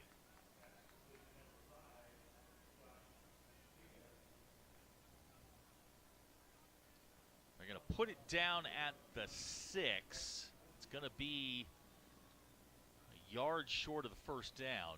Clock stopped 19 seconds. Looks like Joe Ash is going to stay right there. I don't know if he hit his leg going out of bounds. I'm not sure. Springdale is really taking some lumps here tonight. Yep. 19 seconds to go in the half. Springdale trying to get in the end zone, avoid the sportsmanship rule. Right. As we pointed out, Rogers is going to get the football to start the second half. Anything it could be a tale of two halves, Sure, and if you can get some points, clock stays where it's at. That it does make a difference. Joe Ash walking off the field under his own power. He kind of slapped the trainer's hand away. He's like, "I'm fine." Yeah. But he's going to have to go out for a play for sure. Yeah, I think he's just frustrated. I think a lot of them are frustrated right now. Do you know what? A little frustration, a little punch in the nose, not the worst thing that can happen to this football team. And I'll tell you what, this team, like I said, this team's resilient. Coach Hobbs and his staff, they've done a great job. His leadership and the culture of the team has really been really good this year. So it's 3rd down and 1. Carson to throw, under pressure, fires, pass intercepted by Flores at the 6. He's got a caravan down the sideline. This is Christian Flores, and he's going to go back for a Mountie touchdown, 94 yards. Just about the worst thing that could have happened to Springdale right there.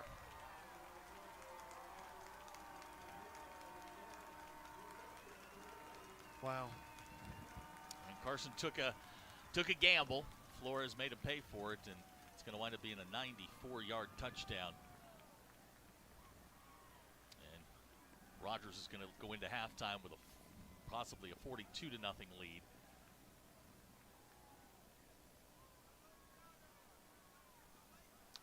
Benson Ashley on to try the extra point.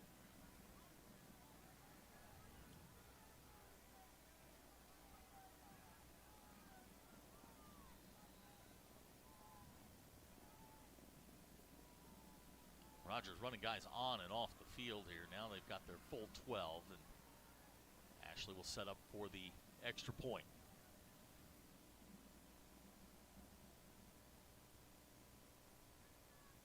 Kicks on the way, and it's no good. So our score, 41-0 Rogers. We'll be right back. You're watching the Springdale Bulldogs on Springdale Athletic Foundation Television.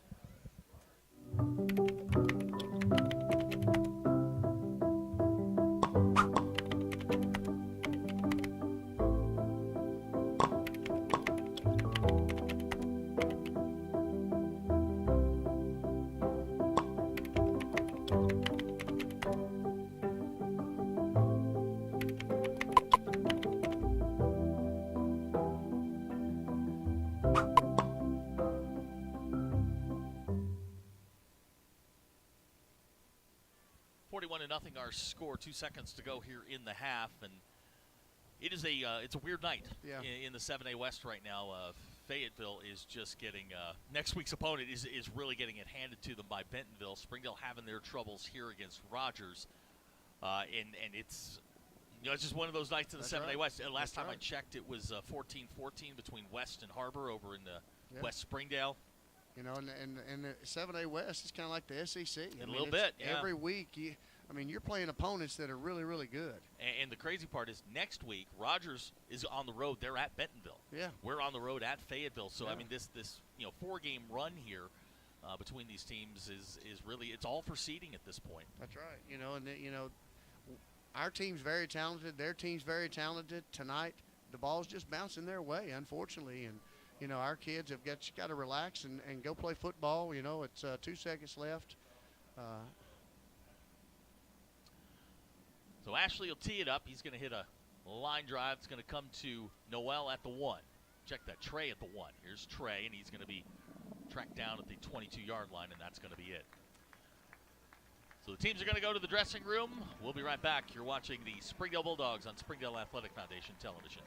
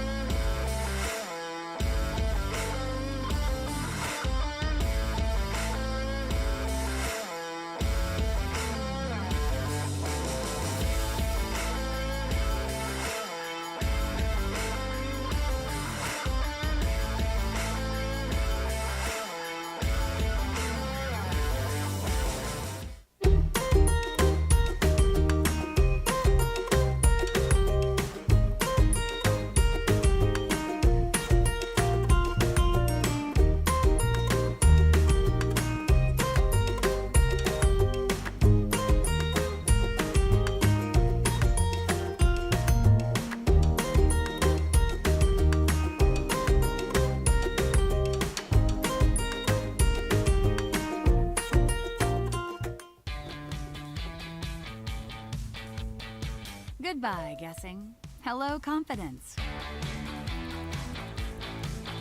So long, stress. Hello, security. Farewell, running to the bank. Hello, banking from anywhere. Get a quick view of your balance, block lost debit cards, and quickly deposit checks anywhere, anytime with a highly rated Arvest Go mobile app from Arvest Bank. Goodbye, limits. Hello, possibilities.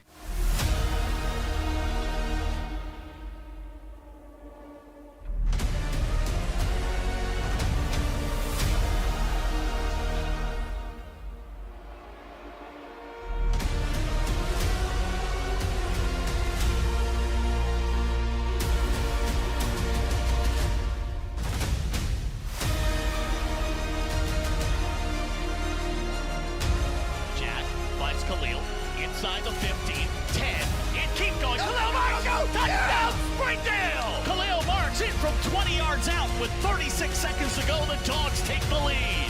Let's go! Soleil, Grant, fires it. Back in the end zone, it's good!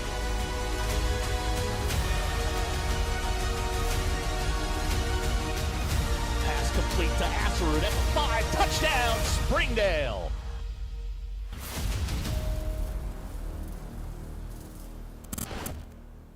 Boneless wings just got a lot better with Slim's Big Tender Bites. 100% all natural tender pieces, hand breaded and always cooked to order. The perfect big bite for any of our 14 house sauces. Get in there. For some extra heat, try them with our Devil's Smoke Sauce. Go ahead, grab a few, or a whole meal. Slim's Big Tender Bites, for a limited time only. Slim Chickens, fresh, delicious chicken. Goodbye, paperwork. Hello, convenience. Farewell, waiting. Hello, personal service. Catch you later, dreaming. Hello, planning. Buy your dream home, connect with a personal banker, and easily schedule an appointment with digital tools from Arvest Bank. Goodbye, limits. Hello, possibilities. Hey Northwest Arkansas, Lara here at Sam's Furniture. If you're looking for new furniture, we have over 170,000 square feet selection at everyday low prices and same-day delivery available. But the best part is that we love to serve our community. So when you buy at Sam's, part of your purchase goes to support one of the many amazing organizations that we have been blessed to partner with. Serving others, especially those in need, is our culture here, and we hope that you'll be a part of that too. Arkansas's largest furniture destination, get it at Sam's.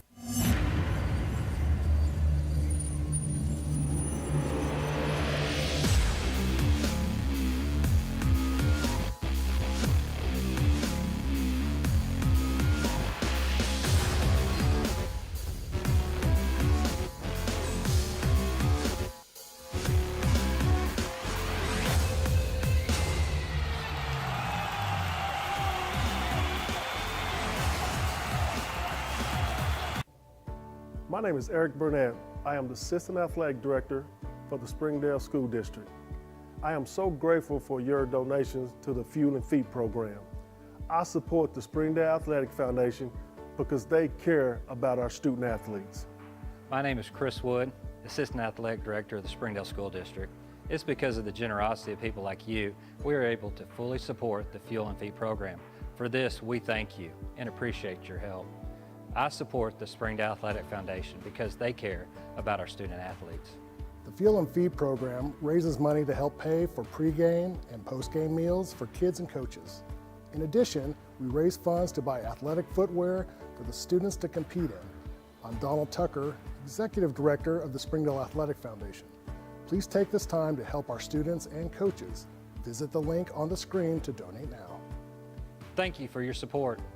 On behalf of Springdale Schools Athletics, I want to say thank you.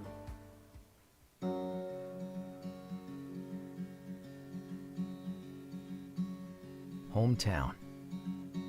That word still means something here. It means we're neighbors. We do the right thing. We care about your family. And you deserve the very best every time you walk in the front door.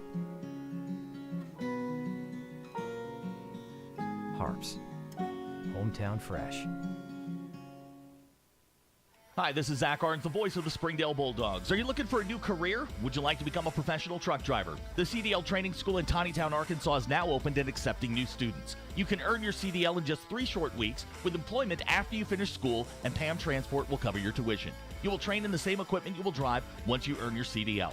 Plus, students also receive a $100 weekly stipend during training. Don't wait another minute. Call PAM Transport today. 888-498-2549. That's 888-498-2549. I'm Don Strubing. It's because of the generosity of people like you, we are able to fully support the Fuel and Feed program. For this, we thank you and appreciate your help. I support Springdale Athletic Foundation because they care about our student athletes. My name is Zach Arns, a voice of the Springdale Bulldogs. Thank you for donating to the Fuel and Feed program. I support the Springdale Athletic Foundation because they care about our student athletes. The Fuel and Feed program raises money to help pay for pregame and postgame meals for kids and coaches. In addition, we raise funds to buy athletic footwear for the students to compete in. I'm Donald Tucker, Executive Director of the Springdale Athletic Foundation. Please take this time to help our students and coaches. Visit the link on the screen to donate now. On behalf of Springdale Schools Athletics, I want to say thank you. Thank you for your support. During the Great Depression, nothing came easy. But with just 5 cents, an old truck, and a load of hay, John Tyson and his family found a way to deliver quality chicken to other hardworking people. Today, Tyson continues to find new ways to help put a chicken in every pod. Because people deserve farm-raised chicken of the highest quality. At Tyson, we remain committed to this simple promise: to always keep it real, to always keep it Tyson. Food that is fresh, full of flavor, and all for a good cause can only come from Tacos for Life in Springdale. Enjoy delicious tacos for a cause. When you buy a meal, Tacos for Life donates the proceeds to provide a meal to starving children. Download the Tacos for Life app for ongoing promotions and free food for our friends right here in Springdale. Great food for a great cause. Tacos for Life, 1210 JTL Parkway in Springdale. Joe and Larry here with Sam's Furniture. We just wanted to thank you for your business and to let you know that your purchase helps serve so many people. That's right. The culture here at Sam's is to love and serve others in our community and around the globe. So when you buy at Sam's, part of your purchase goes to support one of the many organizations we partner with. You enable us to invest in our children, teachers, veterans, development in Africa, and distributing wheelchairs to those in need around the world. You are a part of this. So from the Sam's Furniture family to yours, thank you. If you need that love, support, somebody to push you, to tell you can do it, I would tell them to come to PAM Transportation. It's a family here. It's not just a regular company. They will look after you. They will show you that you are important, you are welcome here.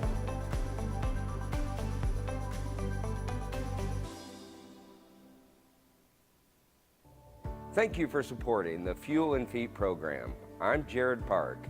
Without your help, this program would not be possible. I support the Springdale Athletic Foundation because they care about our student athletes. Hi, my name is Brett Hobbs. I'm the head football coach at Springdale High School. Thank you for making an investment into the future of athletics in our community of Springdale. We support Springdale Athletic Foundation because they care about our student athletes. The Fuel and Feed program raises money to help pay for pregame and postgame meals for kids and coaches. In addition, we raise funds to buy athletic footwear for the students to compete in. I'm Donald Tucker, Executive Director of the Springdale Athletic Foundation. Please take this time to help our students and coaches. Visit the link on the screen to donate now. Thank you for your support. On behalf of Springdale Schools Athletics, I want to say thank you. Ozarks Go from Ozarks Electric Cooperative is leading the fiber revolution. Connecting the divide with high-speed broadband access to close that gap. From cloud to cloud, post to post, from downtown to way out of town, to connect our customers to a world of blazing speed and access to absolutely everywhere. It's our customers connected.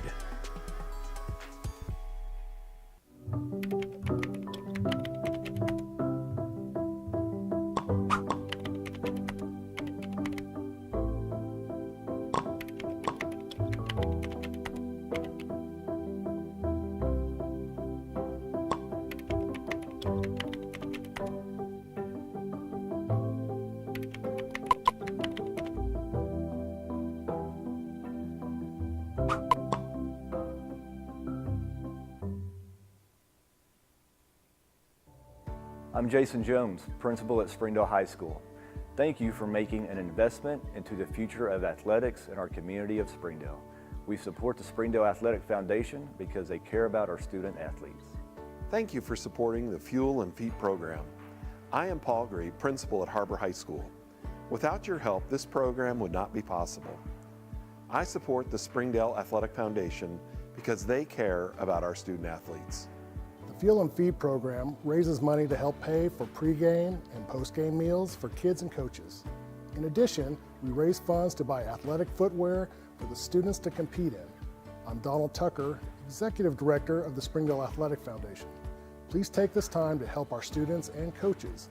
Visit the link on the screen to donate now. Thank you for your support. On behalf of Springdale School Athletics, I want to say thank you.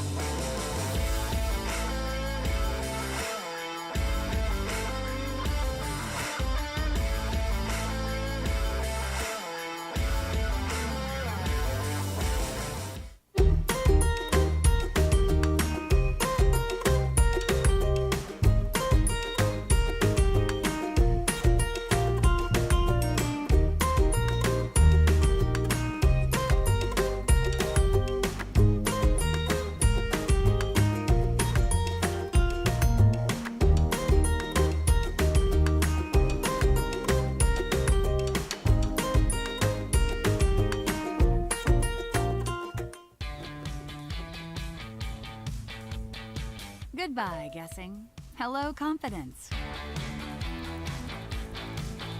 So long, stress. Hello, security. Farewell, running to the bank. Hello, banking from anywhere. Get a quick view of your balance, block lost debit cards, and quickly deposit checks anywhere, anytime with the highly rated Arvest Go mobile app from Arvest Bank. Goodbye, limits. Hello, possibilities.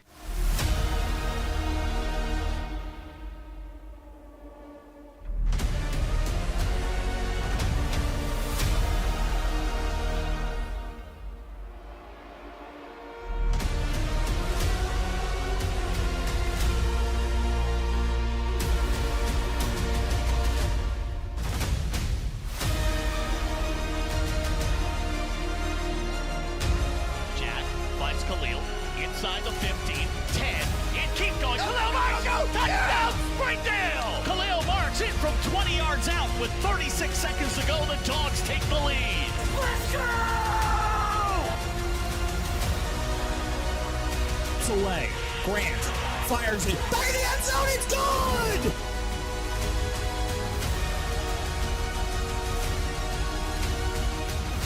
Pass complete to Asserud at 5. Touchdown, Springdale!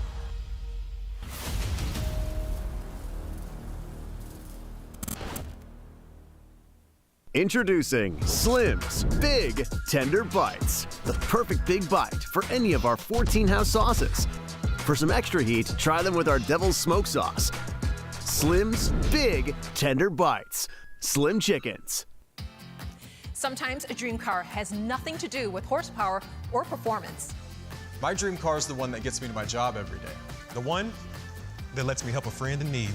I didn't think I had the credit. My credit score wasn't that good. But Carmart believed in me. They believed in me. My dream car? A 2016 Nissan Sentra. What's yours? America's Carmart. You keep the dream, and we'll keep you on the road. Accidents are never planned. But no matter how small, every emergency that involves a child is a big deal. It's everything. That's why we're here. Arkansas Children's Northwest offers the only pediatric emergency room in Northwest Arkansas with fast access, pediatric experts, and kid-sized care. Peace of mind when you need it most.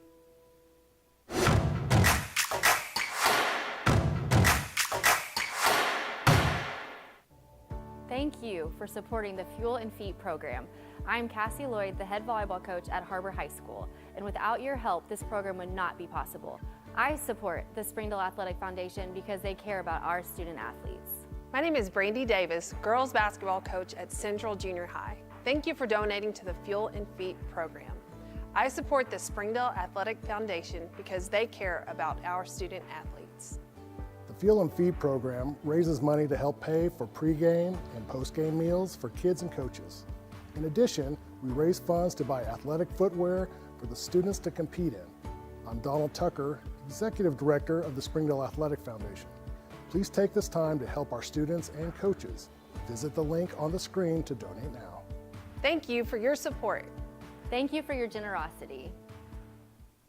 Hello and welcome. My name is Donald Tucker. In an effort to continue to provide for our students and connect families across the country, this year we are taking our efforts to a whole new level. Our commitment to the district's children is unwavering. We believe that athletics plays a vital role in the personal growth, character development, and overall well-being. That's why we need your help today. By partnering with us, you become an integral part of our journey to empower and uplift these young athletes. Visit our website, www.springdaleathleticfoundation.org, where you can find out more information about our organization, our impact, and how you can help support. So I invite you to stand with us, partner with the Springdale Athletic Foundation, and be a part of something truly special. Together, we can make a difference in the lives of our district kids and ensure that Springdale sports continues to set the standards in athletics across the state. Shot on the way, and good!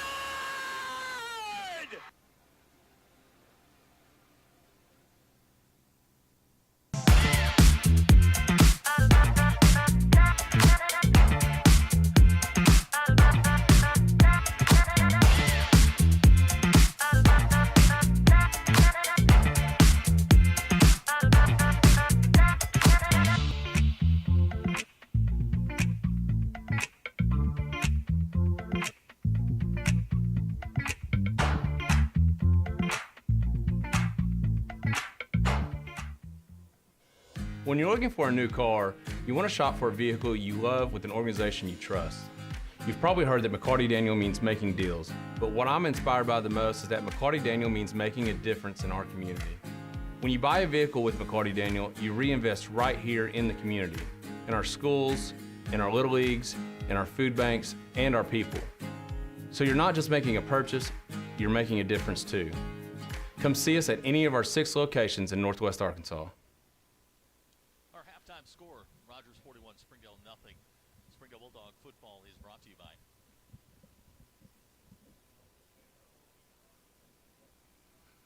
the Springdale Athletic Foundation, Tyson Foods, Digital Scoreboards,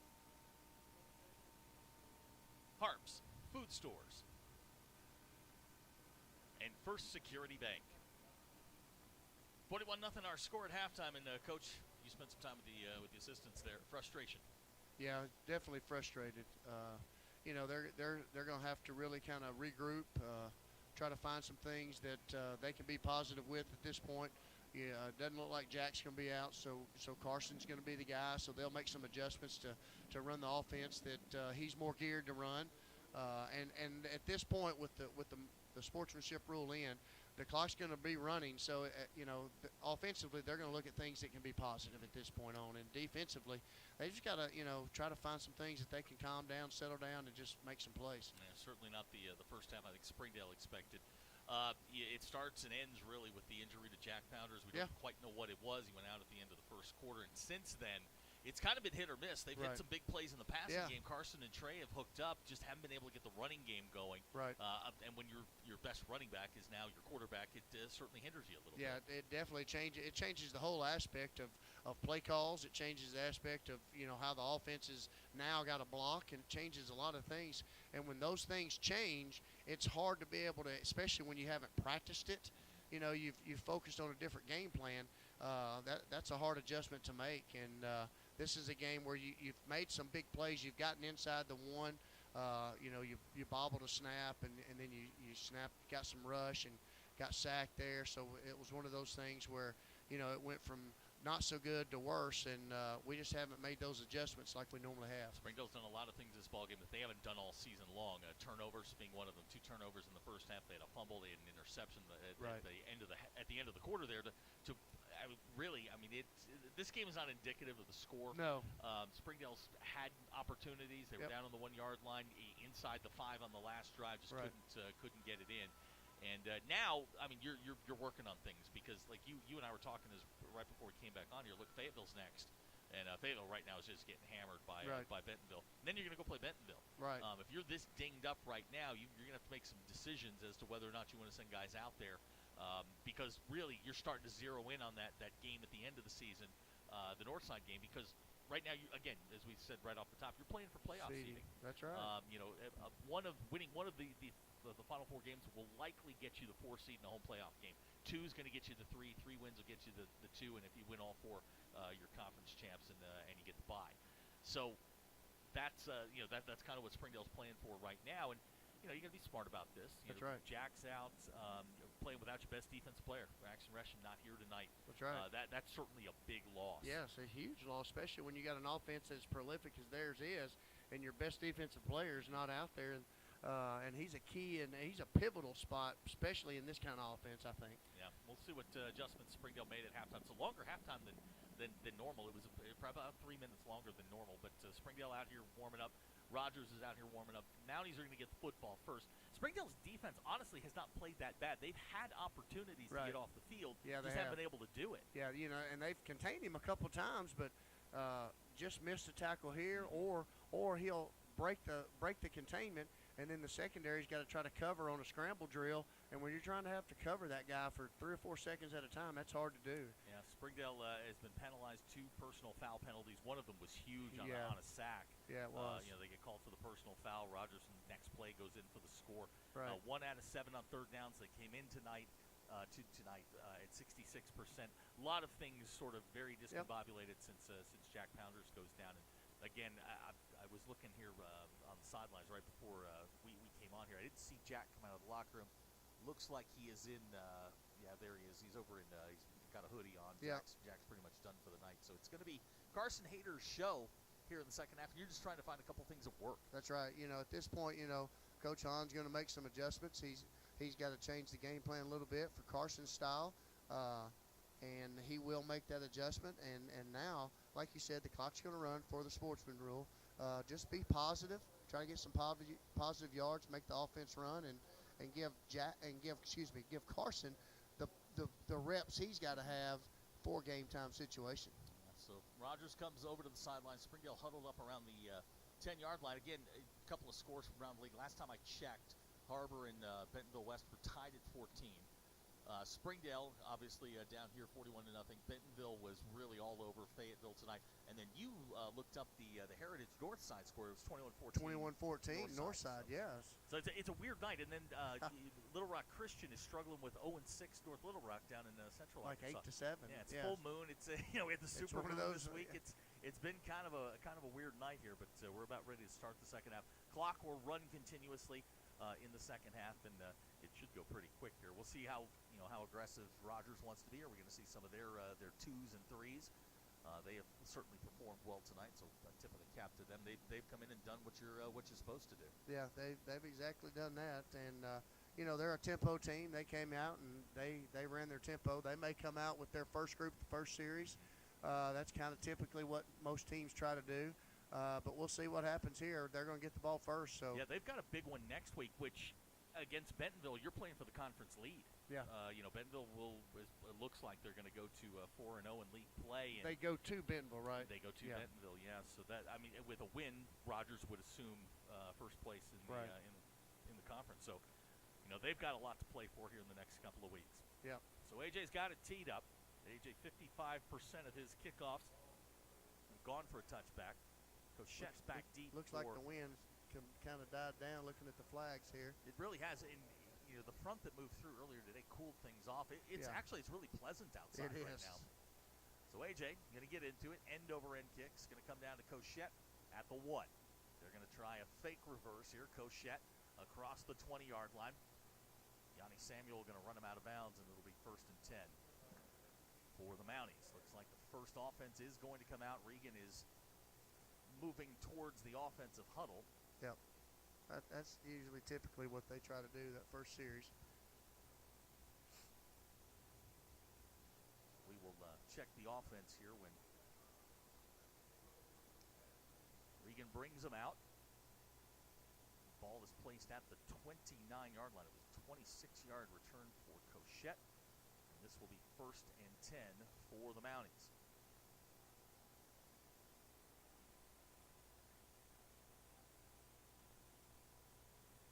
This is Harrell. He's going to be chased down there in the backfield. Easton Hahn, the first one in there. He's got him wrapped up. It's going to be a couple-yard loss, and Springdale starts the second half with a positive play. Yep. It's just Harrell's second carry of the ball game. It's going to be a 2-yard loss back to the 27-yard line. Jeff Regan on the night, 10 out of 14, 136 yards, 2 touchdowns passing. He's really done his damage rushing on a number of third downs. 8 carries, 76 yards. He has a 44-yard touchdown, but a lot of those third down conversions. Those third down conversions is what's really made the difference, and it's been with his legs. So it'll be second down, 12 yards to go. Regan's in the shotgun. Straight ahead, this is Jesse Racktrick there on the tackle. Yeah. That was Kevin Monroy with the tackle. Yeah. Yeah, he's new for the first time with the carry. 23, yeah. They'll put it at the 36-yard line. It will bring up short. Third down and 3. So a 9-yard pickup brings up third down on the night. Rogers converted 4 out of 5. Springdale has been pretty good on third down conversions, giving up just 41%. Here's Regan. Fires it pass, complete at the 41. It's Lindsey. Hurdles a player at the 50. Flag and that's down. A flag. And that's what I was trying to explain earlier. It's a penalty, you know. And that's from those kids watching. Playing Madden. Yeah, watching those other sports. You can't do that. So we'll take that and then back them up again. We'll try this again. Yep. So the line to make was the 39. He hurdled the player at the 50. So let's see see how far back they'll move him.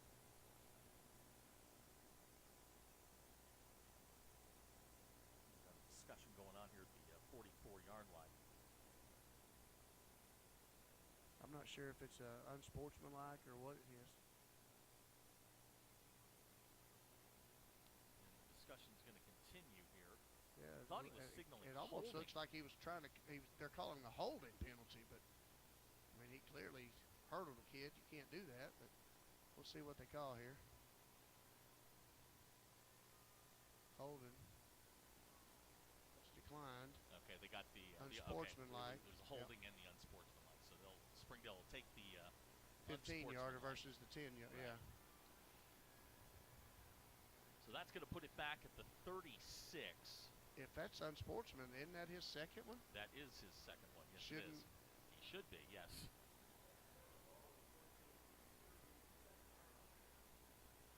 So it's going to bring up a third down.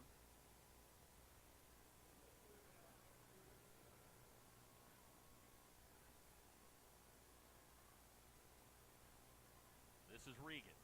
First down yardage, 45-yard line. And Jeff Regan's going to go to the end zone for another Rogers touchdown.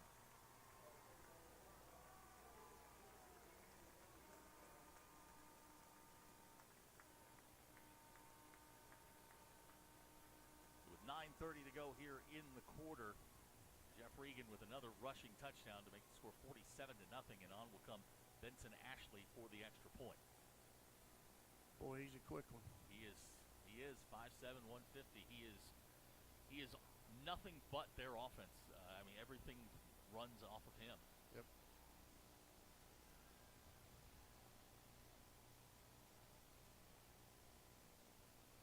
Benson Ashley with the extra point, and it's good.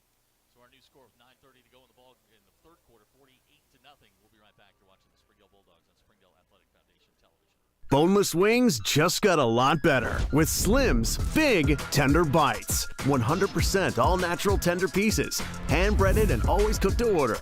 The perfect big bite for any of our 14 house sauces. Get in there. For some extra heat, try them with our Devil's Smoke Sauce.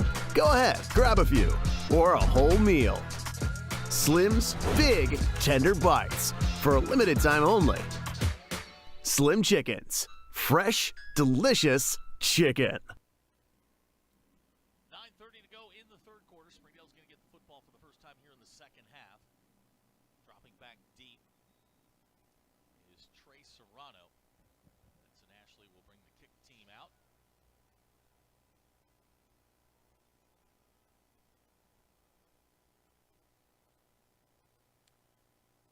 Springdale will be on the road next week. We'll be down in Fayetteville. The Battle of the Bulldogs, and two teams that may be licking their wounds after a tough night tonight. Yeah. It's going to be a good one. We'll be on the air 6:30 next week from Harmon Field, which I think is still the oldest field operational in the 7A, if I'm not mistaken. We'll be down there for that one. Look forward to bringing it to you. 6:30 for the pregame, 7 o'clock for the kickoff. So Benson Ashley has it teed up. The clock's now running here with 9:12 to go. This will be an end-over-end kick. Trey's going to let it go.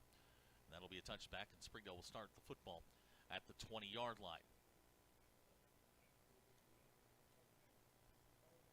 This will be Springdale's first offensive possession of the second half. Carson Hayter filling in for Jack Pounders, who is standing on the sidelines in a hoodie. He's still involved here over by the offensive huddle, talking to Carson as they were coming onto the field. And now Carson Hayter will bring this offense out. Springdale just trying to get a couple offensive plays here that will work. They had some things in the passing game. This will be first down and 10. Hayter with the play fake, fires, pass, in and out of the hands, and nearly incomplete. Looks like he was going for Joash. Yeah. That will be bring up a second down. Again, we're in the sportsmanship portion of the game. The clock will run continuously.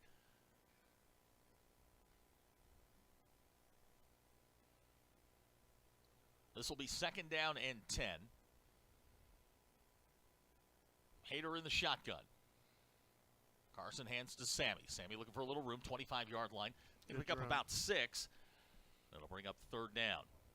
Good run there by Sammy. You know, like I said, we're just trying to get some positive yards right there, and Sammy did a good job. Good read by Carson. Gave him 7 on that. It'll bring up third down and 3. Springdale 1 out of 7 tonight on third downs, and they've just been done some very uncharacteristic things. High snaps, fumbles. Just kind of been out of sync tonight. All night long, and credit this Rogers defense, came in as the top-scoring defense in the league. They have certainly lived up to that reputation. Here's Sammy straight ahead, fighting for yardage. He's going to come up. I think they're going to give him the first down. They are. He'll get to the 30-yard line, and it'll bring up a Springdale first down. Looks like they're holding their fist up. I think they're they moved it back half a yard. Yeah, they did. Both referees. He was on the line, and then he backed up. You see that? Yep. So it'll bring up fourth down and 1. I think they're going to keep the offense out there and probably try to get this first down, keep the clock, keep the ball moving. It's it's probably less than half a yard that Springdale needs to pick up the first down. They do indeed keep the offense out there. They're going to go down into the flex bone. Hayter will go under center. Carson with the pitch. Here's Noel. Fumbles the football, and I think he's going to get the first down. Wow. Noel, it was Noel on the carry. Well, had a little bit of a room. He's putting the ball back behind the line if he does. Oh, he got it. And that's Noel's first carry of the ball game. That's the second person that's just lost the ball. Yeah, it's just one of those. It's a colder night. This is the coldest it's been here in 2024. So Springdale picks up the first down by the nose of the football. Crazy. But yeah, it's just been one of those nights. It is. I mean, two separate people just lose the football. We've not had that all year. So first and 10 for Springdale. Going to have to hurry here. They get the snap off. Here's Carson with little room, 35-yard line. Good pickup there. Springdale dangerously close to running out the play clock, but pick up 7 yards on the play. They'll bring up second down and 3.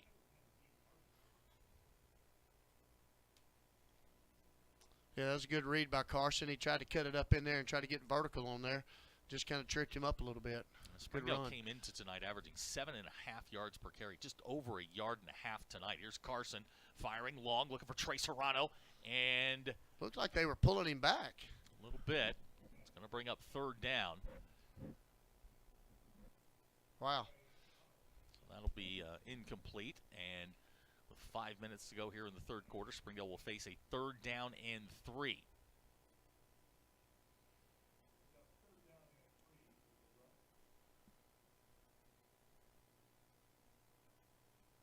Springdale break the huddle here with 15 seconds, plenty of time.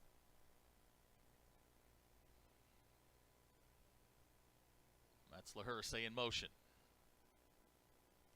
Give it to Sammy, nothing there. Ball comes loose.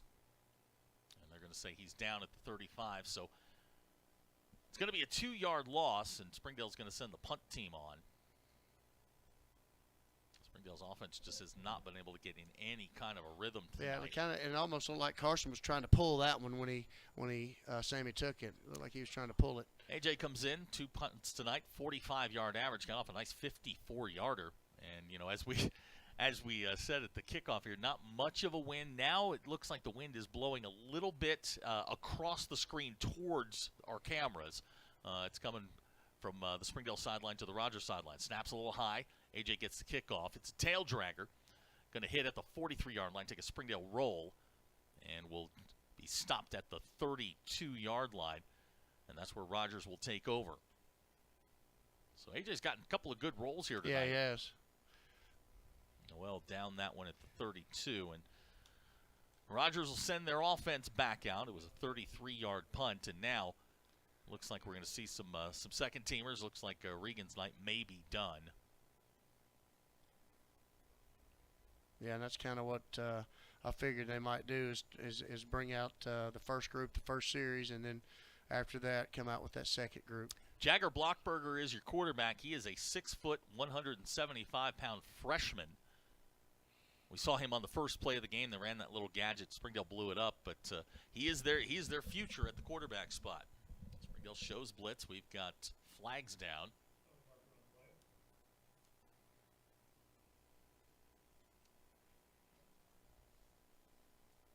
Yeah, I think speaking of that freshman, he played early on. He played with their 9th grade. We play their 9th grade Monday, and he's not with them.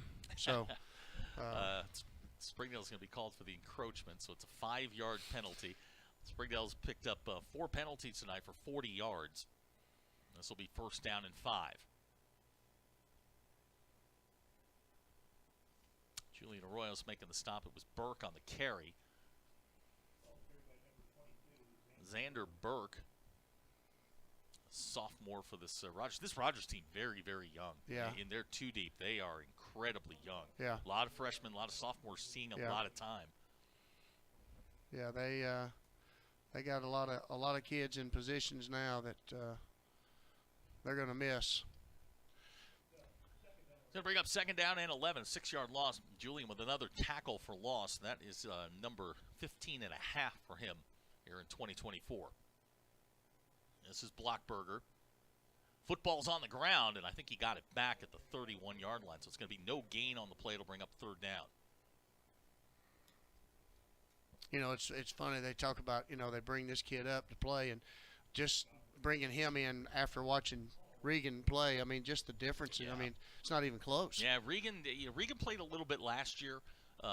Towards the end of the year, he was their starter. He played early in the year, and wasn't he a receiver? He was at one point. Yeah. Now he's got full control of this offense. They're going to be dangerous, and they're going to be a nightmare for people. Yeah, I agree with you. 3rd down and 10. Blockberger in the shotgun. Springdale shows blitz. They come after him. Shem with good pressure. Ball high up in the air, and it is intercepted. That's Billy Pack with his first career interception. He's going to return it down to the 35-yard line, and Springdale with a little something positive. Yep. They needed that.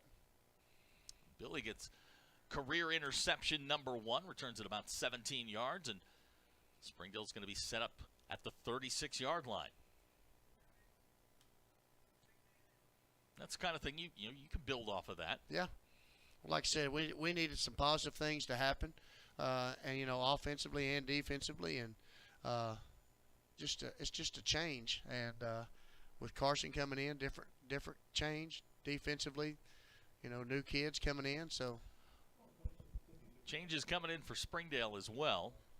As Carson brings the offense out, Hayden Brown's checked in.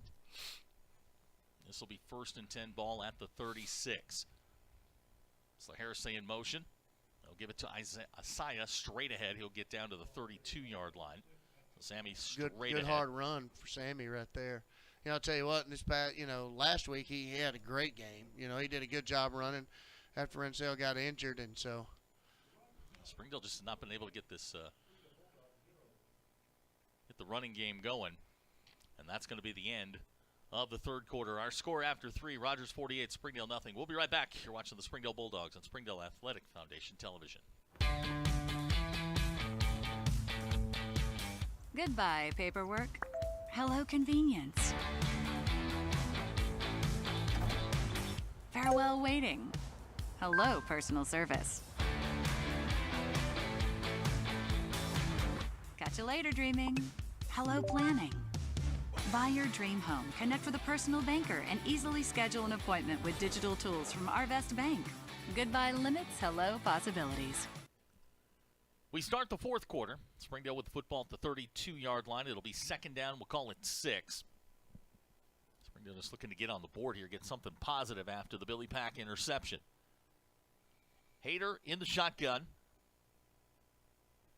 Carson firing long, looking for Trey Serrano. Incomplete, but a flag down. 2 flags go down.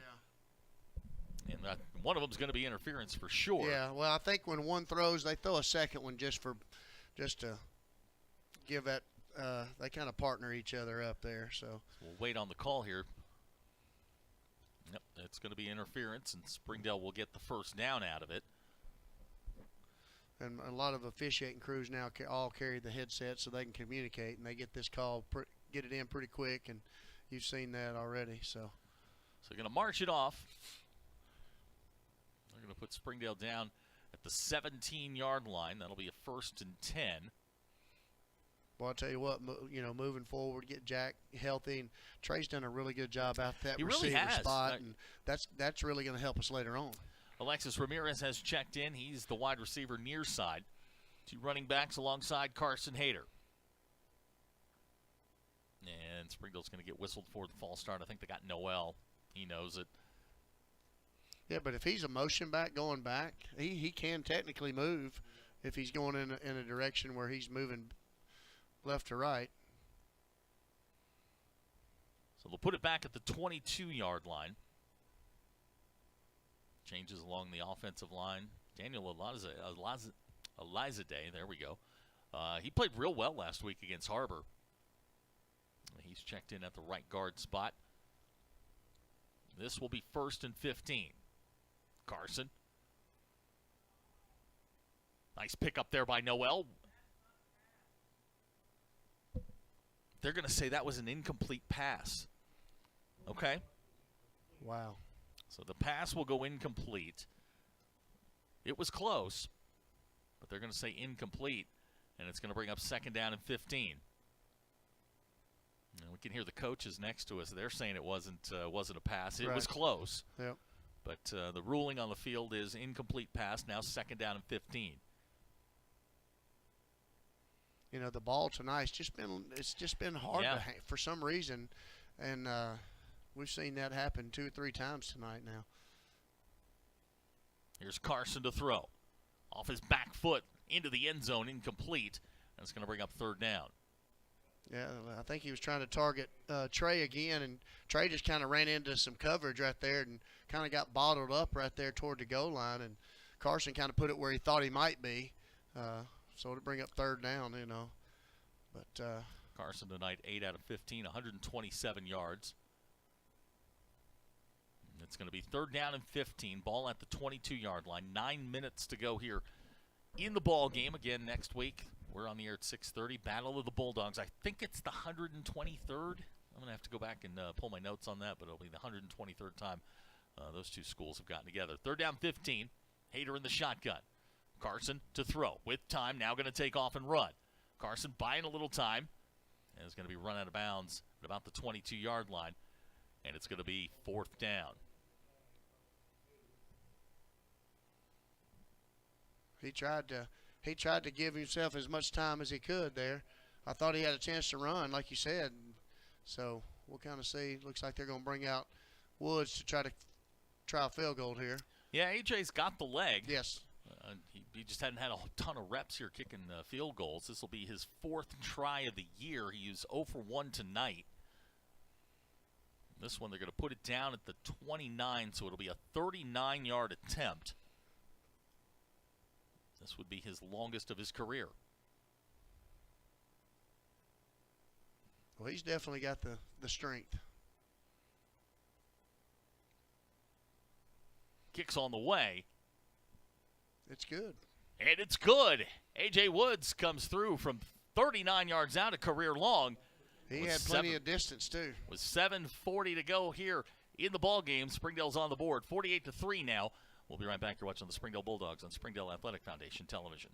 Hey Northwest Arkansas, Lara here at Sam's Furniture. If you're looking for new furniture, we have over 170,000 square feet selection at everyday low prices and same-day delivery available. But the best part is that we love to serve our community. So when you buy at Sam's, part of your purchase goes to support one of the many amazing organizations that we have been blessed to partner with. Serving others, especially those in need, is our culture here, and we hope that you'll be a part of that too. Arkansas's largest furniture destination, get it at Sam's. 7 minutes to go here in the ballgame. A.J. Woods connects on a career-long 39-yard field goal. And like we were saying during the break, I mean, A.J.'s got the leg. We know that. Wow, that was a good he just kick. needs reps. Yeah. He didn't attempt many field goals last year. That was just his 4th attempt this year. Right. But I think you see the talent there. He's just a junior. He's coming back. And he's worked extremely hard. You know, I think you mentioned last week or a couple of weeks ago how much time he's put into that. Yeah, they like him a lot. Just a junior, so Springdale's special teams in good shape going into this season and next season. Right. So AJ's got it teed up. Cochette and Cunningham are back deep. Again, the wind is swirling a little bit. It's blowing right at the Rogers sideline. Not very much, probably 5 miles an hour. AJ gets into this high end-over-end kick. Going to carry Cochette into the end zone, and they're going to say that's a touchback. So it's another A.J. Woods touchback, and Rogers will start with the football at the 20-yard line. Still trying to get a sponsor for that touchback. It's funny. I was talking to Donald Tucker about it last week. I'm like, hey, this is an opportunity. That's We've right. money him next year. That's right. I mean, I think somebody ought to. Someone needs to step up. That young right. man, he's a money-making machine. Hey, it's for the kids. That's exactly right. So changes for Springdale defensively. Marcus Coben's checked in for the first time tonight. Looks like Anthony Capaccio is checked in as well. Gavin Connor's in. Just some of those young guys, and this will be 1st and 10. Blocker, the quarterback. It's Burke alongside.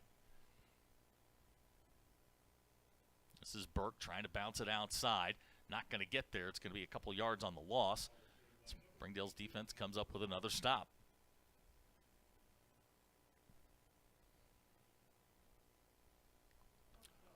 Looks like it's going to be about a 2-yard loss back to the 18-yard line, and 5 minutes to go here in the ball game. Again, we're in the sportsmanship portion of the ball game. The clock runs continuously here in the second half, so this goes very, very quickly. Yeah, it does. It goes real quick, and you're trying to get some kids some reps. Unfortunately, with the score, but at the same time, they need these reps in game type situations. Second down, blocker going to hand to Monroy. Junior Rodriguez going to wrap him up just past the 20-yard line. Looks like Capaccio there as well. I hope I'm saying his name right. Apologize if I'm not, Anthony. I'm sure I'll get a note about it on Monday. Anthony Capaccio. No, they'll put it up at the 22-yard line, so it's a 4-yard pickup. It'll bring up 3rd down and 8. 4:15 to go in the ball game. Fayetteville next week. Bentonville the week after. Then we wrap up the season down at Northside. Springdale with just one home game left. And that will be Bentonville in 2 weeks. 10 on the play clock. Blocker alone in the shotgun. Blocker fires, pass, intercepted. Day-Day Fan with his first career interception. And Springdale set up again in Rogers territory. So good moment there for Day-Day, a guy who we've talked about him a lot. He's a system guy, absolute system guy. Yep. He's been through this. He's been through the wars with this team, and now we as Springdale fans get to reap the benefits of all that hard work that Day-Day's put in. So Springdale's going to set up shop at the 36-yard line. Dogs will take one more shot at this. Clock running here right now with 3:10 to go. Yep. You probably get 5-6 plays at the most. I think so. Yeah. You're going to have a chance to put it in the end zone right here, and I think that's what they want to do. Carson will bring it out. He'll have Laharase and Semi Asaya alongside. Snaps low. Carson in trouble. Throws. He's got a man wide open. That's Noel. Got it for the touchdown. Noel Howard with a touchdown reception from Carson Hayter. That's Carson's first career touchdown pass. And Springdale puts 6 on the board. Good job. He got a little bad snap to the left there. Made some adjustments. Got rushed out, flushed out of the pocket, and then made the throw to Noel. Noel made a good catch. Had to make his adjustment on the route and put it in the end zone. Good job. So A.J. Woods will come on to try the extra point. A.J. on the year, 35 of 37. Just a minute ago, got his career-long field goal, 39 yards.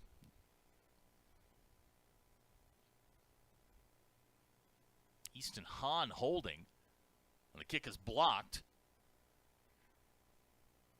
So with 2 minutes to go here in the ball game, our new score, Rogers 48, Springdale 9. We'll be right back. You're watching the Springdale Bulldogs on Springdale Athletic Foundation Television. Just one of those nights.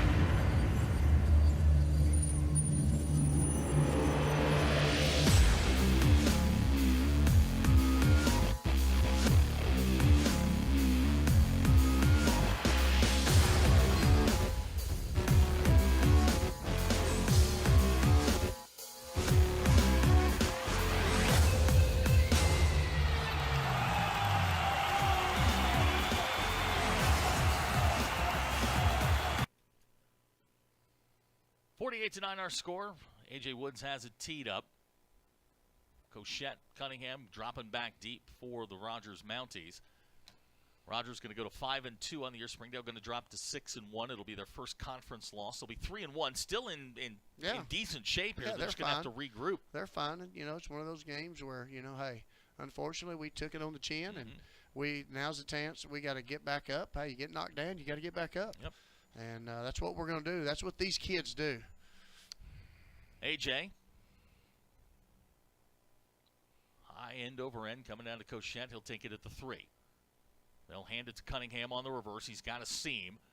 Cochette with room. Going to be tracked down by Wilder Laharase at the 46-yard line. And that's where Rogers will set up shop here. The clock continues to run. They don't have to run another play if they don't want to. It looks like they're probably not going to. It looks like they're going to let it run out here with 15 seconds to go. The teams will come to midfield.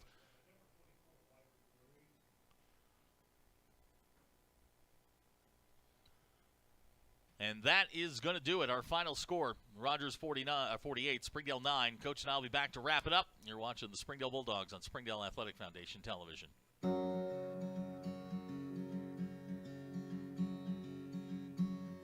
Hometown. That word still means something here. It means we're neighbors. We do the right thing. We care about your family.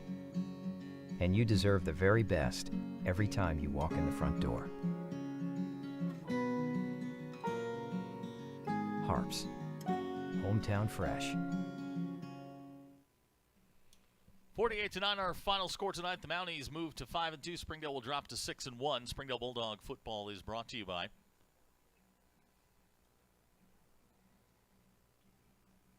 the Springdale Athletic Foundation, Legacy National Bank, Roush Coleman Homes,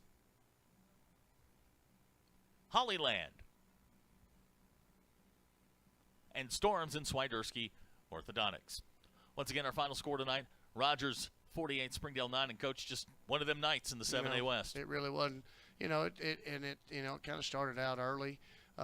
We didn't get some things going. They were blitzing in some spots that we didn't make adjustments for, and they were able to jump on, put some points up really quick on us, and we had a chance early and didn't convert. And the defense, number one, Regan did a great job just doing what he does, and tonight just wasn't a good night. Springdale will have to regroup. Got a big one next week against Fayetteville. And anytime Yes. the Bulldogs get together, it's certainly a wild night. It is a battle. 6:30, we'll be on the air with the pregame show. 7 o'clock, the kickoff. Once again, our final score tonight, Rogers 48, Springdale 9. Coach and I will join you next week. Everyone have a safe weekend. We will talk to you next Friday night from Harmon Field in Fayetteville. Good night, everybody.